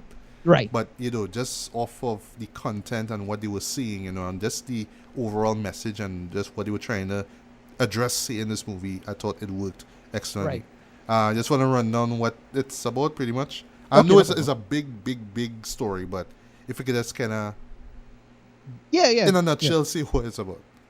Yeah, so what 13 is about is it's based on the idea of the 13th Amendment in the United States. I want to say Constitution, but I want to say Bill of Rights because I'm not familiar with American civics. Neither am I. Yeah, so basically what it is about the 13th Amendment, which was basically to free the slaves. Slavery had to sort itself out from the American Civil War. And what it was is basically it's talking about the modern ramifications of a loophole that was more or less exploited from the Civil War. Yeah, which was basically unless you are a criminal or you've done a crime, then right. you're no longer a slave in the United States. And now here's the thing. So I have been somewhat in a lot of back and forth on the internet over the idea of what we call the Black Lives Matter movement. And my attitude about these people and how to attack the situation is one thing. You have to attack the institution itself very directly. Forget all the noise and the rancor and all these white privilege shit and all that nonsense. Yes, that stuff is there. I'm not denying that. But you have to make a case against the direct law of the land. And this movie does that. It does an excellent job of attacking what it is the problem at the root cause. Mm-hmm. In terms of how people interpret the law, how people are disingenuous with the law, and how you have to change the law and what you have to fight with respect to getting the law to change in terms of sorting that self out. And this movie does such a fantastic job with that. Now, I'm not denying the movie's a bit biased. There's a little bit of bias in it in terms of and I'll mention a particular scene that but really it's like it's an old running joke with documentaries and narrative films. Narrative films is telling truth through fiction, and documentaries is telling fiction through the truth. With the truth, right? In the sense that you have to put a narrative forward. I'm not denying that. Everybody have a bias, not fighting that down. So I accept the premise as working. So I'm not going to challenge it on that level. I'm that guy. I'm not gonna be that guy right now. And the reason why this documentary works so well is because it focuses on the real issue going on here, which is money. Now a lot of money attacking human suffering. Yes. Right? Now you could argue about black crime statistics. All right, fine. Black crime statistics is pretty bad. We know why. It have a bunch of pathologies in the black community. In the United States, at least, and you could play the game of why it is that is the case. You could talk about Lincoln didn't get a chance to do this, and this person didn't get a chance to do this, and because of this, and we come out of Africa in the wrong time, whatever. Point is, you have a culture of pathology when it comes to people exploiting the law and making money off of basically human suffering and slavery. That's essentially the situation going on here. Yeah, how to justify? And I like how he established that from the beginning when he talked about as soon as the Civil War was over, how are these plantations going to make money now that the slaves are free? Right. What do they do? Right, and it was one of those situations where okay, so I don't know if anybody familiar with there's a famous science fiction short story that encompasses the scenario perfectly. The short story is called "The Ones Who Walked Away from Omelas." I recommend anybody to read that short story and understand what it is that's being talked about. Is it available online, man? Yeah, it's free online. It's a famous author, a herber by the name of Ursula K. Le Guin. And what she does, she just basically illustrates the moral scenario going on here, which is imagine a society that is flourishing off of suffering of an agent. So you have a suffering of an agent, and if you remove the agent from the system, the whole flourishing society would break down. So you have to make a decision. Is it important that you either free the person that is suffering, or you let the society flourish and try to improve the situation as is? And in some cases, you have good point. Yeah. Right. And in some cases, you have to outright destroy the society. And I think basically the case we're talking about with respect to the prison industrial complex. You have way too many people, and the war on drugs as well, where you have way too many people who, in the society, and we could get into the election of Donald Trump and all of that aspect of it, but you have way too many people who flourishing off of human suffering in that sense. And sorry, you have to be destroyed. I am sorry. And that is what this documentary does such a good degree. It just says, look, it's one of those scenarios where, you know, I try to not fall for left-wing identity politics, but this is one of the situations where it had me genuinely angry. That's how good of a documentary this is. It does a good job with that. It gets you. It does. It actually pisses me off. A big factor was drinking a couple of beers, so you know, so that probably factored into. You were drinking beers and watching documentaries and you know. So it actually, but it's one of those movies. I was sitting down, I was drinking it. I actually in a bar watching it at the time, because I was walking around with my media now. Mm-hmm. And okay. I thought they had. And I was watching it with a friend. I was watching this documentary, and I was like, I was watching this documentary. Yeah, I was in Arima at the time. It was weird. Okay. And I was watching the documentary, and there all of these facts in the world and how it was playing into my mind and how it was again really well edited. Yes. It had some great I don't know what to call it, but the animation effects. It's more like a lyric video technique that they use. Yes, it flowed very. I love the aesthetic that they use. They use this sort of black and white and gray tones all throughout. Yes. Yeah, so it looks very good. It flowed and put the information into the head really well. So it actually, you know, it's nice. I don't want to go as far as saying propaganda, but it's propaganda techniques that get me angry about the situation. But it's a real moral situation that has to be sorted out. Yeah. On the subject of the technique, well, that same animation style though, what I liked is like every time they go from one decade to another, they would first of all they have this counter of how much prisoners are in American prisons. Yes. So it would increase from like 1980 would be this amount, and then 1990 would be this, and then before you get back to the interviews or the a cut scene or whatever, you would hear a rap song or you hear an R&B song. Yes. So I like how they use. It pays itself very well. And here's a nice trick they did that was really clever, and it got you to say, okay, so usually when they start to do tricks like that, more skeptical side of the brain, they start to say, all right, this is a trap trying to get you to accept this on its own way. Right. What they do very well is that they get right-wingers in the documentary to admit to these tactics that was done. Yes, especially in the second half, Yeah, so they had Newt Gingrich in this movie, Jared. I was like, what are you doing here? He's only there for like one. No, I think it's like one scene though. But no. He was there. He was there in a lot of like in the interviews, because it was very interview driven as well. Yeah, it is. But I just remember from one particular scene. But yeah, I see what you mean. Who else? What's the other guy's name? I was gonna say Angela Davis actually is in there. No, she is there. She's there, but they have a guy. Who's the guy? Who's the famous? He's a famous right winger. Oh shit, what's that guy's name, boy? Nordquist. Yes. He was there, so I remember. He's a big right winger, and they get him to come in. Now again, it could be a really rough edited documentary, but you would have think that they would have like put out a Twitter saying, oh well, the documentary misrepresent my opinion and they edit it in this bullshit way. Nothing. That means they meant what they said in this documentary. It's Grover Norquist, famous right winger, famous American lawmaker. He's a guy, he kind of most popular for like not succumbing to Obama and resisting Obama with respect to taxation. Right. Guys, what I remember off the top of my head with him, big Republican, and he was like, yeah, this shit is straight up evil. Like, you have to destroy this now. We have to like deal with this scenario. So he was on the moral sitting, and that's at least what get me to win over with respect to these moral situations. You just know when it's something bad when even the right wingers jump on our side on a situation. Yeah, I mean it's about humanity now. I mean, yes, geez. and this one actually politics anymore. Yeah, this one when you get through all of that maze of indignation, then you get the moral attitude to come out against this situation, this institution. That sorry to say it, guys, you have to end the war on drugs and you have to end the prison industrial complex as it is. It would ruin too many innocent lives in a full way. And this documentary does illustrate that so perfectly for me. On the subject of war on drugs, though, I like the 80s section of the movie where it really showed that war on drugs is really meant for let's just find some reason to attack minorities and make the white population of America scared of them now. Let's just say they're criminals and rapists and drug addicts and drug dealers and that kind of thing. And it just paced itself so well. It said its message so damn good.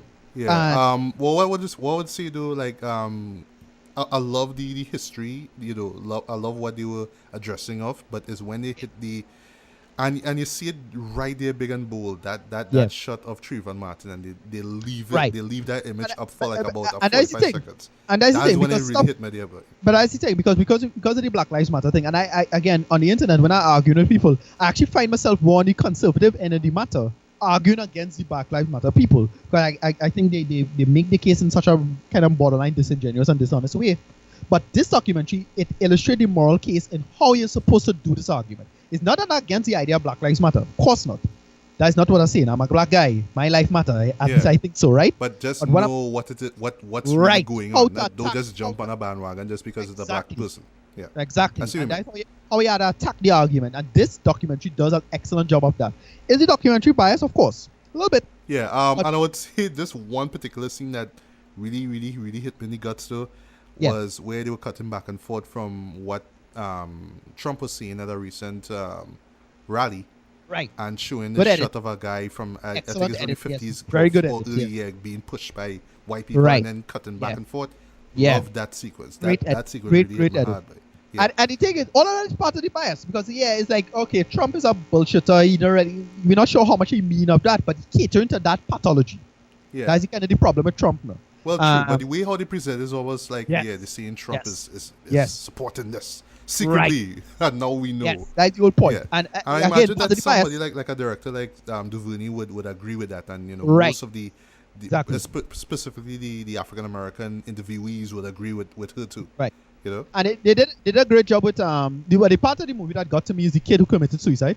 Yes, that case that I didn't even know about, but then when I really saw it unfold, like, wait. Usually you have certain things that grit your teeth, and they just get so vexed, like this bullshit happening in this world. Yeah. Such an unbelievable injustice. Look, I showed the kid, people like the bullshit. Well, he's no angel. Yeah, but who give a shit? The man dead, Dread. Exactly. That kind of morality.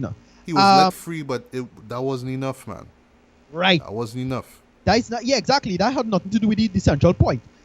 This documentary was next to perfect for me in terms of doing its job. Yeah, it told its message. What I would say though is that it gives you a lot of information for you to unpack. But I think that's a great thing, because it kind of warrants you to go back and watch it more. Even if you see it, if you see it once and you love it, but you have to go back and be like, all right, now I learn some more here, and watch it again and again and again. It warrants more viewings, and that's a great thing. And as a design, as a structure, and I just looking at it from a purely technical standpoint, this documentary gets a high IMAX for me. It's next to perfect. This is how to do a damn documentary. Holy shit! To get people off the top of to just get people out of the house, out of their bed, to just totally destroy the prison industrial complex. To do something, to speak out against it. Yeah, I mean, it's not empty, protesting. This is how to attack, an institution. And this is one of those institutions that simply has to go the fuck away. It's something destroys so many lives. It's something that just causes so many damn problems. And I just thoroughly enjoyed the documentary. This is how you're supposed to do it. I hope this got a nomination for an award, because this was damn good. I really enjoyed it. Well, I totally agree with you all the way. I enjoyed this documentary very much. I knew I was going to, and I'm really glad that I got to see it. Because yes, it make it to my top list. Right. Strong 4.5 out of 5 for me. Yeah. I enjoyed it. You didn't mention. Well, I will talk a little briefly about the technical stuff. I love the music by Jason Moran. I thought it was excellent, especially in the moments like with the Trayvon Martin scene, for example, and when we learned about the guy who was arrested, and he committed suicide. Just those little musical touches, the pianos and stuff. I thought it worked. I love the songs that they used. 3 in particular that I noticed. Actually 4. Right. First being this song that Killer Mike did. And well, this little sidetrack there. Killer Mike, of course, if you remember from Outkast, if you remember the song The Whole World. Yeah. Yeah, right. That was like the first time I ever saw him. So he was like an affiliate of Outkast and Dungeon Family. But he's made his name for himself, and quite recently. Speaking of that, we're Randy Jules going amazing right now. Like yes. I get into that. I'll get to that. Yeah. So he has recently, since 2013, I believe, he collaborated with legendary underground rapper / producer LP. They formed Ronnie Jules, but before that, they did this album back in 2012 called Rap Music. That's R.A.P. Well, R.A. Well, you know what I mean. So yeah, right. So Rap Music, and a particular song in that which was basically all out diss at Reagan, just talking about what he did in terms of messing up the black community and bringing in drugs and stuff. That one of the verses in that particular song, because there's no chorus, it just verse after verse after verse, and it ends with this speech that Reagan did. So I was glad that not only did the song was in this movie, but you saw the lyrics there, so you understand what he was coming from with how black people were looked upon and disrespected and stuff. Right. So before we get to the other songs, but yes, and yes, right after that, that album came out. Of course, they did the Ronnie Jules thing, and yeah, Christmas Day, I was there minding my own business, like I imagine you were, Ricardo. And then boom, we get RTJ3, which I thought was coming out next month. Yeah. And yeah, I listened to it. I'm enjoying it. Yes, it's in my top 16. I keep saying top 10, but yeah. Top 16, top 10, whatever, same thing. But yeah, I am enjoying the album. Although I will say, one time, I still prefer Ronnie Jules 2. Ronnie Jules 2 was just nasty. It was in your face. It was real abrasive. But this one was more mature, more thought out. It still had the same sort of, I don't want to say insanity, but this is rebelliousness about it. But I think maybe with a few more listens, hopefully, which I'll do before the final episode of, for this year, I will, appreciate it a lot more. Apart from all that, getting back to music, I love that they used Don't Believe the Hype from Public Enemy, who, if you know your hip-hop history, they pride themselves on on the Black Panther movement. Even with their performances, they always used to have these guys dressed like Black Panthers and marching and stuff. I love how the movie itself touched on the Black Panther movement, and just showing that they weren't these terrifying criminals that the media portrayed them as, and then what happened to them afterwards. There was another particular song that I remembered. I forgot the name of it, but it's from the Roots album, How I Got Over, back in 2010, which, like I mentioned before when we talked about the anniversary of the Roots album, Ilde of Half-Life, the albums just got more and more darker. And this one, they were a little bit more political. They were more talking about the political and racial state of America at the time and how bad it was and how seemingly hopeless it was. And I like how they used that particular song. And of course, the closing song, which is the closing track off of Common's album, Black America Again, Let It To You Free, featuring Bilal. Love that song. It hit me the first time I saw it. First time I listened to it. And then I saw the video and it hit me, and then I realized, oh, this is actually from this movie here, 13th. And I was like, wow, it fits perfectly though.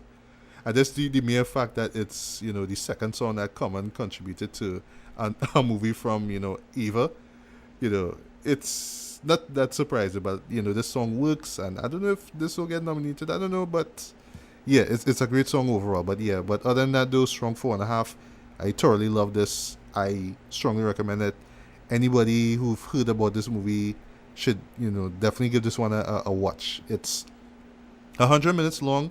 It's tight. It tells us. It says what it has to say. It has a lot to say though. So like I said, it's not everything you'll pick up upon first view, but I do see myself watching this over again and feeling the same way how I felt the first time I saw this one. So yeah, definitely check out 13th. Right. All right. So finally, we could talk about Rogue One, a Star Wars story. Yeah. Yes. Yeah. And so, like I said at the beginning of this recording here, this is on Tuesday, the 27th of December, 2016. Yeah. So yeah, literally a couple of hours before we actually met up online here through Skype. Yeah. We got the bad news about Carrie Fisher dying at age 60. Yeah, there's an old joke is like, looks like I pick a wrong week to stop sniffing glue. Where did I hear that from? The airplane. Airplane, yes. Yeah. Oh, I love that. Yeah. This was a big one. The death of Carrie Fisher is, I'll say, not since Leonard Nimoy, it really hit me. This, it felt this close to home to have such a big sci-fi icon, go away and pass away. And a female one at that too, I think in some maybe ways, one of the first female, like, female characters, like, really loved and respected in the, in the sci-fi genre. Yeah. Right. And for me, I kind of prepare for it mentally in a sense because, she had the heart attack a couple of days ago. Yeah, and then we heard we was in stable condition, so I thought, oh, okay, right. well, it was done hard enough. We lost George Michael on Christmas Day. Then stable condition was not necessarily a guarantee. And then I was like, okay, maybe. And then in my head, I was like, she, that she had a big, like a lot of drugs she did in the 70s and 80s, so she kind of burned the candle at both ends. And that wax will come back when you come off her drugs. But she lived a solid life, and I can't fret from that. And the big thing with her, just as a quick little Hollywood trivia, I'm not sure how much people know this, but she was a big great script doctor. Oh, really? Right. Yeah. Oh, yes. Now I remember. Sorry about that. Yeah. Right. She's a big script doctor, and so her contribution to the industry is more a matter of just making a bunch of films she made great. A bunch of films that would have been forgettable of, and she actually made these films great. If you think about it from that standpoint, the real people who actually when they sit down and make a script work, how to the actor's great and the director and blah blah blah. It's script had to work. Script had to be good. Didn't she work with, I think it was either Avengers or some other show that Joss Whedon was involved in, I think? I'm not aware of that. Okay. I knew she stopped script doctoring a while now, a good while now. But back in the early 2000s, late 90s, she was a really good script doctor, if I remember correctly. She's a good writer. We know her as Leia Organa, but she's a great writer. She's a fantastic writer, actually, and she understands how to fix scripts. And if I remember correctly, she was actually fixing a lot of Empire Strikes Back on set. Oh, really? That's how good she was. She used to cut out whole sections and say, no, this is gonna flow better. This is gonna flow better this way between this character and this character, because she understood how her character works and how the other characters would work in tandem with her character. She was really sharp in that way. And yeah, this is a huge loss to the industry. I mean, it's unbelievable. It didn't hit me yet because it's just a couple hours. But the more and more I think about it, it's unbelievable how much she, not only as a actress, but as just a writer and just a creator in general, how she would impact the industry for the future. And she had a nice little swan song with we're gonna talk about Rogue One. She had a nice swan song with that. It's almost perfect. And a particular moment, that particular moment, I imagine, gonna make a lot of people either cry or just even louder. No, this one really has me choked up, genuinely. It's really a big deal. So I don't know. May the force be with you, Leia Organa. Always on film. Always. As they say, we love you. I know. Classic line. For real. That line. This one is a big one. She really was a great impact on the industry. Do you remember Jay and Silent Bob Strikes Back? Her role in that?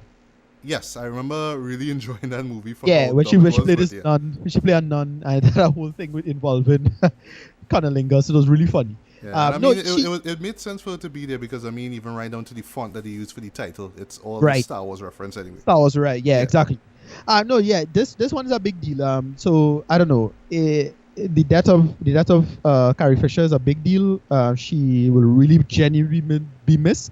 I was always think of big deaths, in the celebrity culture and the world at large. This year was a big year. 2016 fucking sucked in that week. Oh my God, was it a big year, boy? Yeah. A bunch of damn celebrities dead. I think about 5 or 6 years ago, a bunch of celebrities dead. I was like, what the hell? When Michael Jackson died? Like 2009, 10? I believe it was 9. Yeah. Okay. Right. And remember that whole year was a bullshit.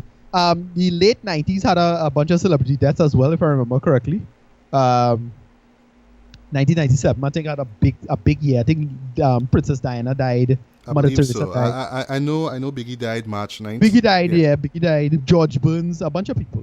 So it's one of those years where you just have to take your lumps, move on, and it really, really is unfortunate and sad. Because to me, this year it had plenty of celebrities that died, but for me it wasn't like that big. For me, it wasn't like a big blow for me. Like one thing, for example, like seeing George Lucas, wow, like George Michael passing away. Right, Christmas George Michael. Day. That was. But I was not a big fan of him. But people like Anton Yelchin was really hurt because of how young he was. Yeah. So by the way, I saw his performance in Green Room. Wow. Right. Real amazing. Yeah. Yeah. He was. It's just such a early light, so snuffed out so early, and that was unfortunate. Really sad. But yeah, this year was just all these celebrities. Had Prince dead, David Bowie, Alan Rickman. Fuck. I was like, and Tickanoel, who was I believe it was last week. Yeah. Yeah, I was like, shit, Dread. Like all these great celebrities died. It's like, god damn, Dread. And it's like just these these bit players and character actors that died, comedians. People is like, oh shit, he dead. Wow. And in many ways, they died so young because Carrie Fisher was just 60. Like in today's world, that is not old. It's not at all. No. It's not old. When you hear somebody all 90 something died, because this guy, the famous Guyanese author died. He's like over 100. The guy who wrote To Serve With Love. I forget the Guyanese author's name. Oh, I never knew his name, to be honest. Shit, what's the guy's name? But I'm trying to remember. Don't hurt yet. But I'll tell you. Just so. Brathwaite. A.R. Brathwaite. Oh, okay. Yeah. Jeez, yes, I've heard that name. Yes. Right. Famous Guyanese author, Caribbean author now. When he died, he's like, yeah, cool. He's like 100 and something. He's like 104, whatever it is. Like 105, I'm sure. Yeah, you live a real good life there, but clearly. Right, exactly. I was like, okay, cool. But it's still a great mind that gone, fine. But then Carrie Fisher's young, like 60. Like, holy shit. Yeah. Died that young. And well, freaking Andy Yelchin was what, 27, 28? Like, jeez, man. Yeah. That hurt me. So, this one, is it gone too soon? Right, exactly. That's the problem. Is that the person had a life, they still had a life ahead of them now. They still, as I say, this is the darkest timeline. This, in another world, this could have played out in such a great way. As I say, she was in episode 7. Yeah. Sammy's episode 8 and 9 have things to do still. She could have do stuff, but now they had to rewrite and do all this other stuff. And I don't know. Well, I don't think they started shooting anything for episode 8 yet, did they? No, they started episode 8. But I'm not sure if it's episode 9 in start yet. So it's whoever. And I could imagine there's all her friends, freaking Mark Hamill's still alive, Harrison Ford's still alive. Wow, just to see her go this way is really unfortunate and really sad. Yeah. And yeah, she will really be missed. This is unfortunate. I'll say since in this year, Alan Rickman was the other person who had me really like verklempt. And it's unfortunate and sad. And that's life. We're gonna life. It is. I mean, we all have to pick ourselves back up and move forward. Try to make the most of our lives. Yeah. Yeah, and she definitely did. She inspired a lot of actresses and just people in general, not just the acting. I don't know if she has a great quote. I just want the last line on her. Last little quick opinion on her. She had a great quote. I don't know if it's attributed to her. She probably just copied from something else. But she has a great line. She says, she makes a point about resentment. She says resentment is like drinking poison, expecting the other person to drop dead. I thought that was such a great point. It's like, look, don't hold on to things, don't hold on to stuff for too long if you know that is not something that could perpetually be a problem. Never hold on to it. That's what resentment is. Yeah. And yeah, she's a person that didn't live in bad faith. And I have a massive amount of respect for that. So Carrie Fisher, yeah, you're really a great contribution to our lives. Most definitely. Right, and you live on in our hearts, in our hearts and minds. Yes, you've inspired a lot of people, and you will continue to inspire others as well. Right, exactly. So all I do, my great memories with her is just her in a slave layer outfit, choking Jabba the Hutt. my own is just seeing her being embraced by Rey from in Force Awakens. That one particular moment is just stuck in my brain right now. Like I just keep seeing that image. Yeah. Yeah. So that's it. That's it. So right. But Star Wars. Yeah, we could just jump into Rogue One time.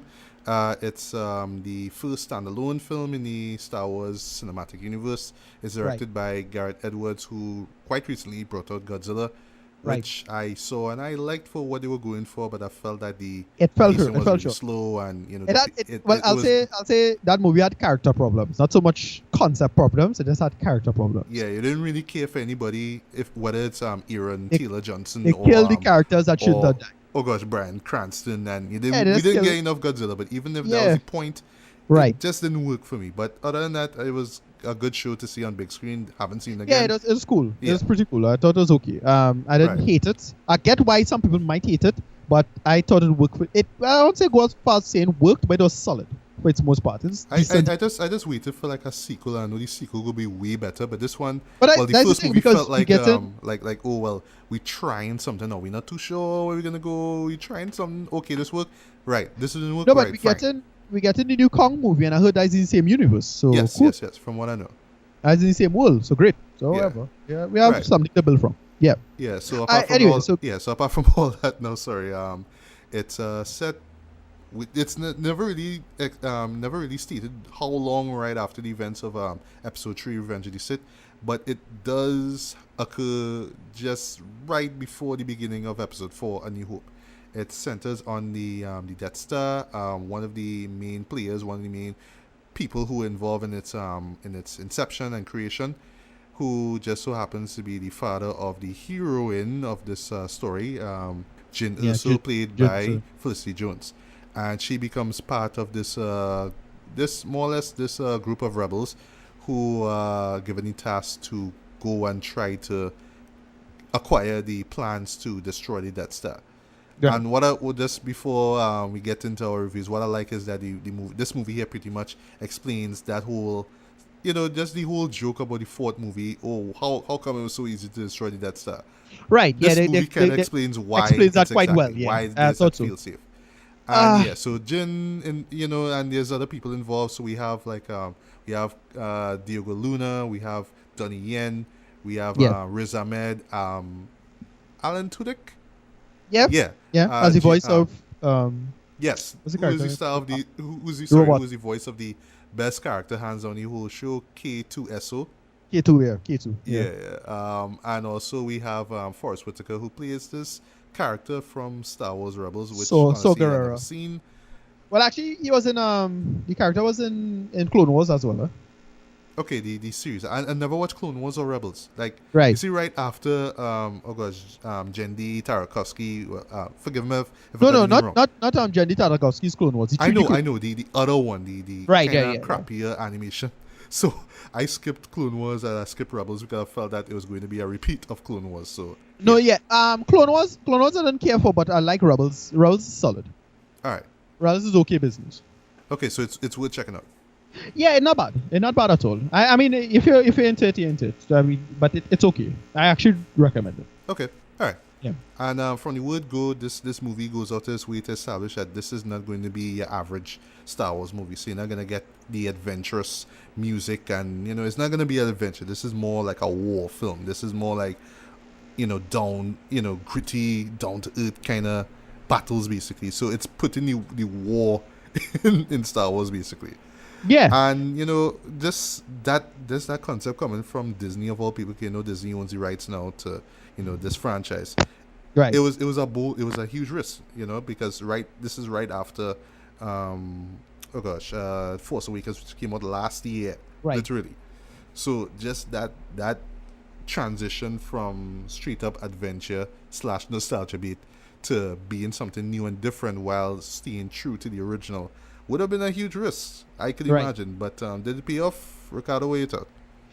Okay, so this movie. Okay, so with the passing of Carrie Fisher, I was wondering if that's gonna affect my rating of the movie, and it does not all that much. This movie. Here's the problem. Or problems. Yes, well, there were a few problems. I think it's one big problem that creates a bunch of other problems. But here's the main problem. What is it? The main problem is that it's when you're trying to apply. It had the same problem Man of Steel had, which is you want to do realism and apply realism to a implicitly fantastical universe. So when it's time to explain how shit this work on a kind of technical, mechanical level, you start unraveling the tapestry that is Star Wars. right? Same goes to Superman, right? When it's time to explain how come this is this and this is this, and you want to make a world that explains that. When it's time to explain that and you want to explain it in this grounded, gritty, realistic way, you unravel the tapestry. Case in point, like how Zod was able to learn to not just to, I mean, I understand when he reached down to Earth, he was able to he got these powers. You understand that, but how he was able to adapt it all of a sudden. Right, I mean, it have a bunch of other issues that Man of Steel had, but that is not what we're talking about in terms of like explaining, well, how come this character is here? And well, they had a bunch of cameos and references in this movie. And if you think Force Awakens was bad with the fan service, this one was in some ways much worse. You find so? I find the first Force Awakens. The fan service in this one was kind of forced and forced, haha. But especially in one of the film's final scenes, which I honestly enjoyed a lot. It was awesome. But still, it's like, they're just doing that for fan service. Like, we had to have this happen, you know? Right. And here's the thing. I actually like this more than Force Awakens personally. Me too. I actually like it a little bit more, but I'll say why when you finish. But it have exactly almost all the same problems in the sense of catering to our audience, having a kind of stale, straightforward problem in terms of the narrative. Mm-hmm. And then because they try to make everything grounded and quote-unquote realistic, when it's time to think about it in the Star Wars world, a whole bunch of shit don't make sense. So they still have stormtroopers being massively incompetent and bungling in this movie. And that was taking me out of the shit. I was like, so you see a character shoot, and then you see stormtroopers shoot back, and all of them miss. I like, wow, I thought this was supposed to be kind of grounded and realistic. Now, this movie have its moments, eh? It genuinely has some kick-ass cinematography. Oh, yes. They had some great shots in this. Yeah. Some great shots in this. Like, the other part with that start doing the eclipse thing. Great. Yes. They had a great shot over the sun, that was excellent. Yeah, they had a great shot with that start coming over the horizon. Kick-ass shot. But the problem is that it's more icing and no cake. That's kind of the problem with this movie. And I still had fun with it. But if I was and I didn't have a problem with it so much because I'm not a Star Wars fan. Because I'm not a big Star Wars fan, as opposed to a Star Trek fan, I could imagine Star Wars fans probably hating this and saying, "Wait, this don't make any sense, Jared.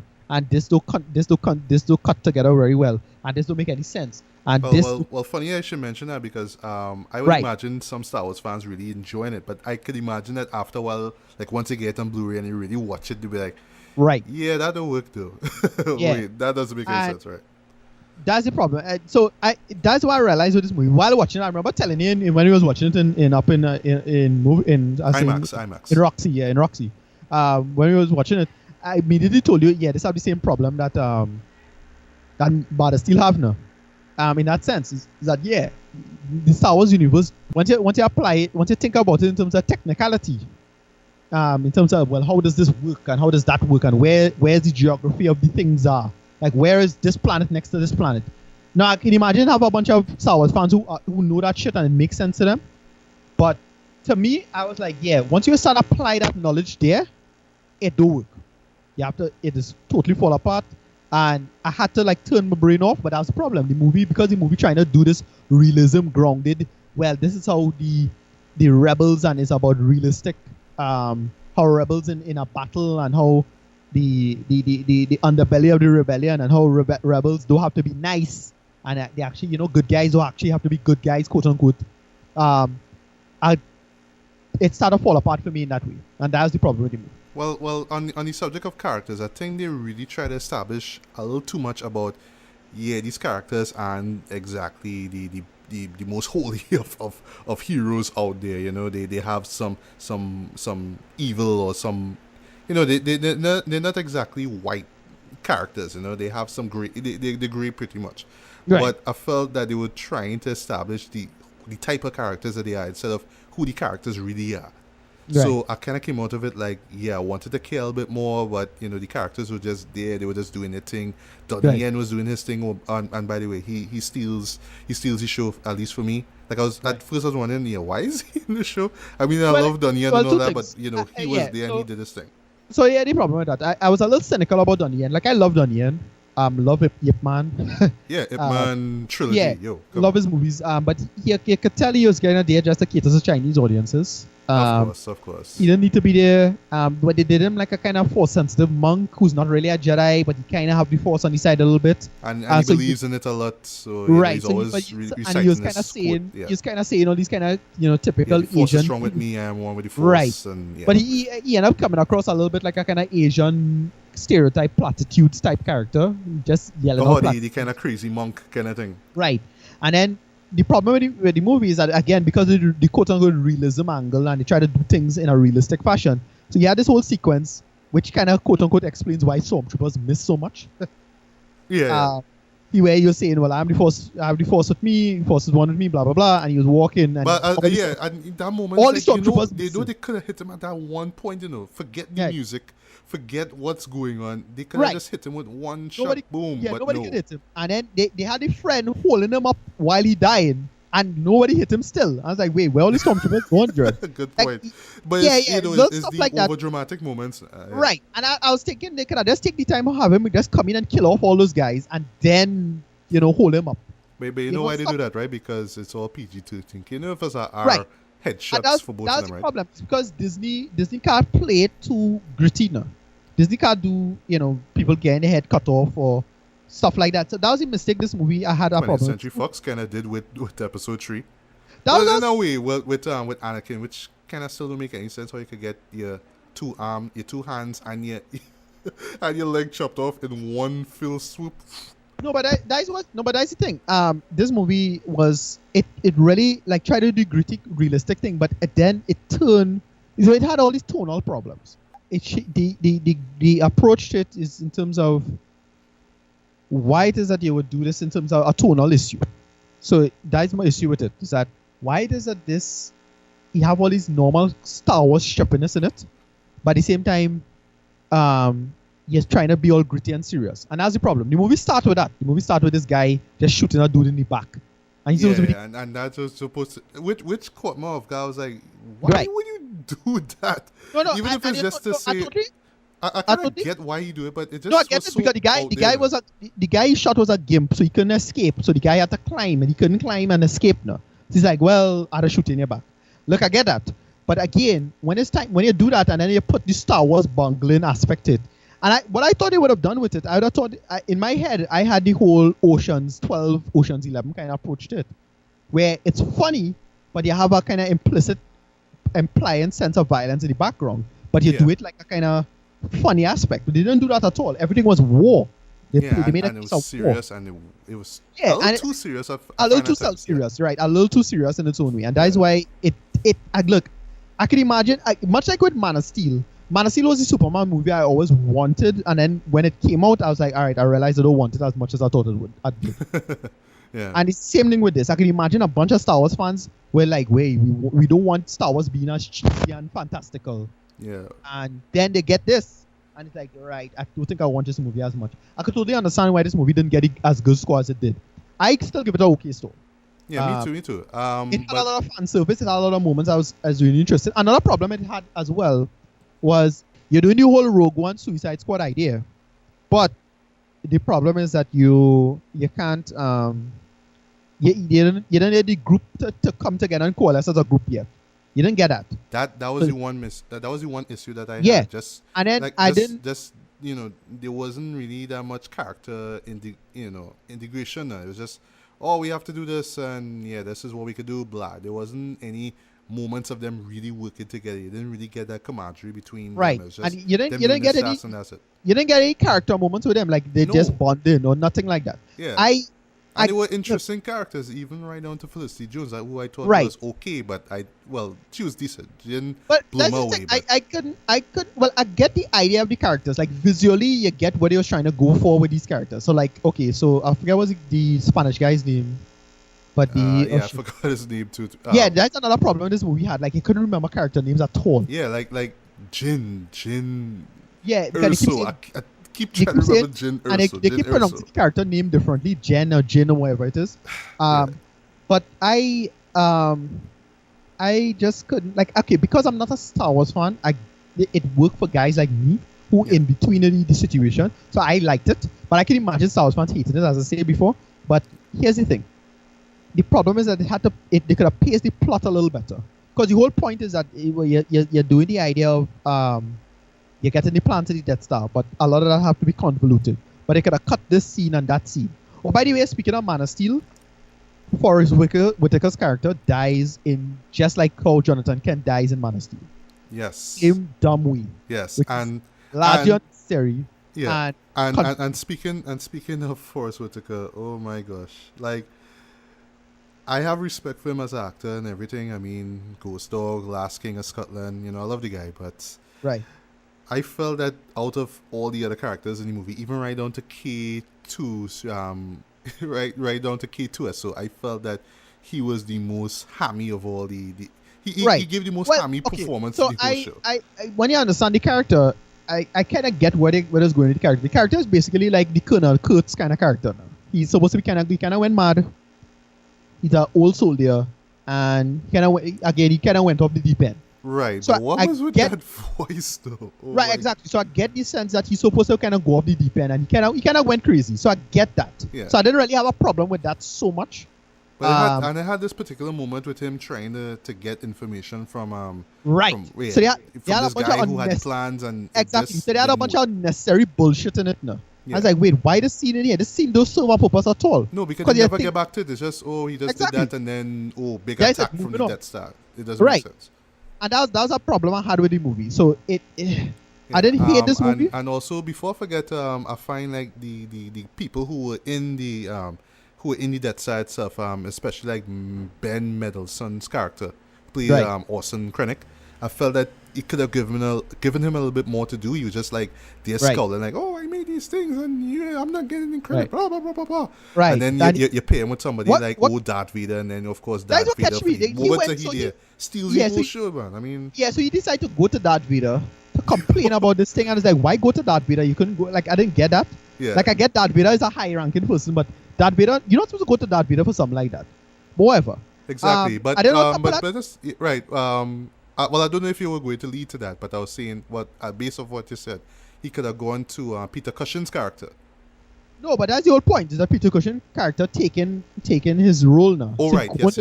Now I remember. That's the whole point. He's taking his credit for the Death Star now. Like, I get it. I get what they do, but like, he tried to go to the top now, and then Darth Vader have the worst scene in the movie with this with this pun. This terrible pun. Oh my gosh! Why did he say this? I laughed at it. That was terrible. That didn't work for me at all. But whatever. In real life, though, like if you compare this version to like how he was in the old movies, you wouldn't see that. He wouldn't crack a pun. He wouldn't do that. And I mean, I know a lot of people was complaining about the outfit, and I was like, I don't really mind that. He doesn't need that kind of tall guy in the outfit, whatever. I didn't mind. I didn't care. He was there. That's what matters. But but before we get to rating, we have to talk about not motion capture, but just the visual effects in terms of bringing these Peter Cushings and characters to life. Here's the thing with that. In the case of Carrie Fisher, it kind of come across like a Madame Tussauds waxy museum kind of situation. The special effects, it was done very quickly, Yeah, but exactly. So when I saw it there, I was just thinking about the character, not so much about how her face looked. But I remember, so I went to see this movie a second time, and the second time you totally noticed it. Yeah, I went down south, and I was like, the second time I saw it, it's like, wow, you totally noticed it the second time. Wow. That was like me and Paul Walker for Furious 7. Like when you saw that final shot. The Paul Walker one was way better though than that. But Peter Cushing was not that bad. He has a mistake. No, because of the shadows that they use, it helped to hide it a bit. But I felt like the eyes and the mouth you could pick up. Yeah, that's CG right there. Exactly, but that was a mistake. They should give him too much screen time. Yes, that's way too much screen time. So he was like constantly talking, and they gave him full, well-lit shots, Yeah, and they never cut back to like the other. They never do like a reverse shot. There's always him. That's why I'm studying. And if it's a reverse shot, it doesn't even last long. It's always back to him, like exactly. The creator's almost showing off. Ooh, Peter Cushing's back. Ooh, That was studying. I was like, wait, I get all your real confident with this, but you're a little too confident. This not working out the way all you think it is, and I see in the bad special effect. The eyes was looking off as usual. Is the uncanny valley, and the mouth was looking real off. So I was like, well, if they just had him like on the side, and they had like if they did a side shot where like the Australian actor, the fellow was in the white outfit. I forget his name. Not Ben's character. Right, yeah. What's his character's name? I forget the character's name. But if they had him, Orson, yeah. Yeah, if they had him walk on the side to him, talking on the side, and they had the Peter Cushing character in the shadows, like up close and kind of out of focus, it would totally work. But nah, boy, they just decided to just do this shot straight on for a long period of time. It's like, only in that, look, you're good at the technology, good at, but in that good. But don't use it too much, man. Before because I mean, it was cool to see him there first off, but then the illusion kind of goes away. It's like, it was too much. It's not real. I don't buy into it anymore. They do it too much, and that was a big mistake. And well, in the case of Carrie Fisher, R.I.P. In her case, it was Madame Tussauds wax museum. It was looking bad. Sorry. I was just more in awe of her presence in the movie. I did not see that coming. Right. I clapped just like everybody else when I saw it. Yeah. And like I said, I imagine a lot of people would do it even total more. Fan moment. Yeah. But I did. Great fan moment. Yeah, I looked at the face, but I didn't linger on it too much. That's my point. And well, Darth Vader was kick-ass too. I thought that was pretty good. Of course, that fan service moment though. Fan service. Did not see it coming, but when it happened, I was like, oh wow, they did that. Okay, all right. They give him some time to shine. I love that. Yeah, I thought he was just going to be this guy in the shadows, just show up, see what he had to say, and go and watch episode 4 to see more of him. But I didn't expect that moment. But it's there. And another thing is James Earl Jones was singing a little old. Well, and he is old. Yeah, He getting up in them ears, so I was like, all right, cool, okay.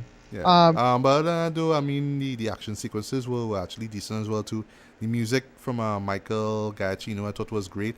Right. I like the fact that he paid a lot of homage to John Williams' score. With certain cues that you would know from his original music, but it's still not as great as John Williams' work. Sorry, but at least he made the effort to try to sound and do something a little different. So I give him credit for that. Yeah. Yeah, I thought the direction was fine as well too from Gareth Edwards. I just find that the story just had a little pacing issues, especially within the first about the second act. Third act, though, on the other hand, I was just having a blast, but I just felt that leading up to that moment, when he made that final strike was just like... it escalated in such a great way, because you really thought it was just going to be this sneak thing, and then they just decided to make it this kick-ass war battle. Yeah. It reminded me a lot of Return of the Jedi, the last action sequence. Yes. I'm glad that we get to see some dog fights in this one too. I thought it was just all, ground combat now. I didn't expect that they would do some more dog fights. I was glad to see that. Right. What else? Something I had in my mind there. Yeah, visually it looks fantastic as well too. I love the cinematography. I love the visual effects for the most part. Even down to getting Peter Cushing and Carrie Fisher's characters to be on screen. I just felt that young versions. Right. The Death Star moments I thought was interesting as well too, because not like in episode 4 where they shoot and then the planet just suddenly combusts all in one full go. Remember they say how they were just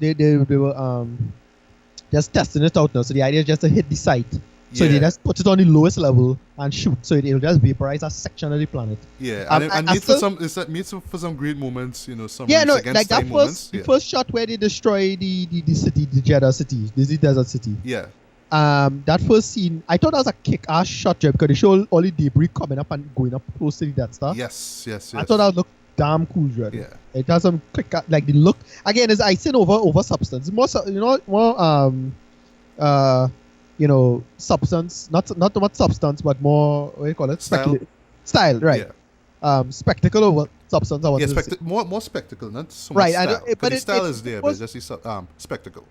Right, and it looked good. I don't have a hate for it. I'm gonna give him a rating. Just always a rating. Yeah, well, all right. Well, for me, I would, despite my issues with it, I would still give this a lighter, decent 4 to 5 stars. I do praise this movie for being ambitious and trying to do its own thing, even though it had to kind of piggyback on the fact that yes, it's a Star Wars movie after all, so we have to do all the Star Wars-isms and stuff. I enjoyed it a little bit more than Force Awakens, but I still prefer the adventurous vibe of Force Awakens, because that's what we come to expect from a Star Wars movie. Even right down to episode 3, as dark as it was, it still had that adventurous feel to it, Right. But this one here felt like episode 3, and in a way, a lot of people I see comparing it to Empire Strikes Back, but I would say in terms of like the Disney resurgence of the Star Wars franchise, I would say this is clearly the Empire Strikes Back of these movies so far. Yes, there's 2 so far we got, but yeah, this is the Empire Strikes Back clearly. I wish we got, characters that we cared about. I mean, they were there and they were doing this stuff, but I just wish that I got more character-wise, and I felt that the pacing was off, but still just trying to be its own thing and telling a story and really fitting it quite neatly. I felt into episode 4. I thought that deserves a lot of praise. So yeah, a decent 4 to 5 stars. Definitely worth checking out. All I'll say in closing though is that I'm not sure if non-Star Wars fans will like this a lot more than Force Awakens. I think people more resonate with Force Awakens because we had new characters. It was like just this burst of energy once again, that just going back to the old film, the fun and the adventurous vibe of it. Right. And of course, which more or less has to do with the nostalgia beat and them having a, copy and paste stuff. But still, with this kind of dark war tone, I'm not sure if non-Star Wars fans would really appreciate it as much. But I still say give it a look. Star Wars heads will thoroughly enjoy it and be like, oh yeah, now they explain why it was so easy to destroy the Death Star in the first place. Ha ha ha, yeah. But even if they look back at it years from now and be like, yeah, that didn't make any sense, and yeah, Peter Cushing does look good, I still think they will appreciate it all the same. So yeah, definitely check it out. Right. For me, I give this one a low movie tone. Not even a low IMAX, dude? Nah, I can't give it a low, man. Why, It's low movie man? tone. It's a movie tone. It's a low movie tone because it just couldn't gel together the way, and the more and more you think about it, the more and more it have problems. As I say, Star Wars is a franchise that you're not supposed to think about. And when you start to put mechanics into it and groundedness into it, you run into a bunch of problems. Yeah, right. I do see this being as a not a top 10 for me, but if not within the 11 to 16 range, I do see this as an honorable mention for sure. Right. Yeah, it's one of the more better Star Wars prequels, if you will, that I've seen. Right. Yeah, even though I say it definitely better than the prequels for me. It is. I put it above the I put it above 3. Yeah, and I put it above Force Awakens as well. Because I think I just didn't like Force Awakens because of how derivative it was. So that lose so much points to me. But this I appreciate that Disney decided to do something like this and put this out, because it's something that you wouldn't think Disney would have do. So the mere fact, it's a shame that they could not just put a better story and a better arc involved with this. Yeah. But yeah, for me, low movie tone, I couldn't really embrace it as much as I think it was, but I still prefer it over Force Awakens. Force Awakens, right. I will say this much during inclusion though. I still don't like the idea of us getting a Star Wars movie every year. I just have a feeling that they will just get really desaturated. And people gonna get fed up. People just gonna get saturated with Star Wars. Within 5 years, especially if they don't put it out so good, they'll just have mediocre movies going on. That's the problem. Yeah, I mentioned that. Yeah, I mentioned with Force Awakens. Yeah, just really hoping that they just make sure that they tell really great stories. This one told a great story, just needed some tweaking. But I'm just hoping that, that with the subsequent movies that we get, the quality of writing does not, subside. Right. Yeah. Okay. But yeah, other than that, that's all I have to say about Rogue One. I'm sorry this review took long, but, life and family and Christmas got in the way, but finally we got it out. It's just a shame that it had to be on the very day that we lost, Princess Leia Organa herself. Yeah. Yeah. But that's life. That's at the end of the day. So, Ricardo, where can we find you online, man? Yes, you could find me Persat, RMEDDY. That is at RMEDDY on Twitter. At RMEDDY. And then you can just type in Ricardo Medina on Facebook, and that will find me there. All right. Well, you can find me on Twitter as well, too. You can just look for Legally Black MJB, and capital letters. You can also find me on Facebook. Just look for Machibili. And also, you can look for a Legally Black official fan base. You can find a link to this podcast here, as well as the others that we've done over the past year and a half, and my written reviews that I've done, years prior to BS Beats and Bailey. Right. Yeah. So this year was just a kind of crappy year. Well, one thing that came out the other day that I surprisingly enjoy is Justice League Action. Justice League Action came out. It came out in 16th of December. It was so it's a couple episodes, but it was released in the UK for about a month or so. So a lot of content came out from since then. How is it? I actually love it. It's a perfect mix of Justice League Unlimited, Teen Titans, and then some Batman Brave and the Bold. All three of those shows I really liked. It's not as childish as Teen Titans Go, but it's great. Hallelujah. I was worried about that. It's not as bad as Teen Titans Go, but it's the animation is pretty cheap on you see that cheapness on time. But the stories are great. Stories are fantastic. Voice acting and characters. Again, all the people you like. Batman, Kevin Conroy comes back. They have a lot of great characters and storytelling. James Woods doing Lex Luthor, which is awesome. Yeah, but solid storytelling, solid characters. I thoroughly enjoying what I've seen so far. I've watched about 10 or so episodes so far. Great. Love it. I'll already check it out for sure. Yeah, already better than DCEU bullshit. So. Oh boy. Yeah. And on the subject of that, yes. So with the next episode, like we said at the beginning, we're gonna run down our top lists of the year. So we're gonna talk about movies, best and worst stuff. I know in your case, you just want to lay waste to BVS, hopefully for the last time. Yeah, I just can't wait here. So I want you to prepare for that. I want you to come strong with this one, right? No, the final nail in the coffin to that bullshit. Yeah, you had to come hard, you had to pour all of that malice and bile out of your system and just unleash it. I can't wait for you to do it. I mean, I kind of don't do it already on online forums or anything, but I'm going to explain why I think I can explain clearly why I hated this movie. Yeah, but what I want you to explain too is like out of all the bad shows that I know you saw, because I sat through some terrible stuff as well too, just on purpose. Yeah, but why this one holds right? I'm gonna explain. Yeah, I'm gonna explain why this movie did not work at all for me and why it's such a massive failure of a film for me. I'm gonna explain that. I think I have a clear narrative of why it didn't work. Right. You know, it have movies that quote unquote objectively worse. You know, but this I did something about it. Yeah, but it's something about this that was just so egregious and ridiculous. So I think I'm gonna explain why this movie didn't work. Whatever. Yeah, please do. And along with that too, we're gonna talk about TV shows. In my case, best hip hop albums, instrumental albums, and EPs as well. And I guess we could talk about video games, just briefly. Yeah. Right. So you can look forward to that with our next episode. Right. So any closing remarks before we part ways? Not really. Yeah, so sorry. Yeah, sorry. This I'm in Princess Leia already. Yeah, we're still thinking about Leia, but once again, though, rest in peace to Carrie Fisher. You inspired millions, and I really hope that even though she's not alive anymore, I really hope that what she's done over the years will continue to inspire many other people. Going forward. And we'll close things off there. Somewhat morbid but still hopeful note. I mean, we still have a few more days before the year ends, so who knows what's going to happen, but yeah. Right. All right. So once again, guys, good morning, good afternoon, good evening, good night, whenever you listen to this. This was Matthew Bailey and Ricardo Medina. And we are signing off from another episode of BS Beats and Bailey. So once again, guys, take care. Peace. Until the next one. Peace. Later.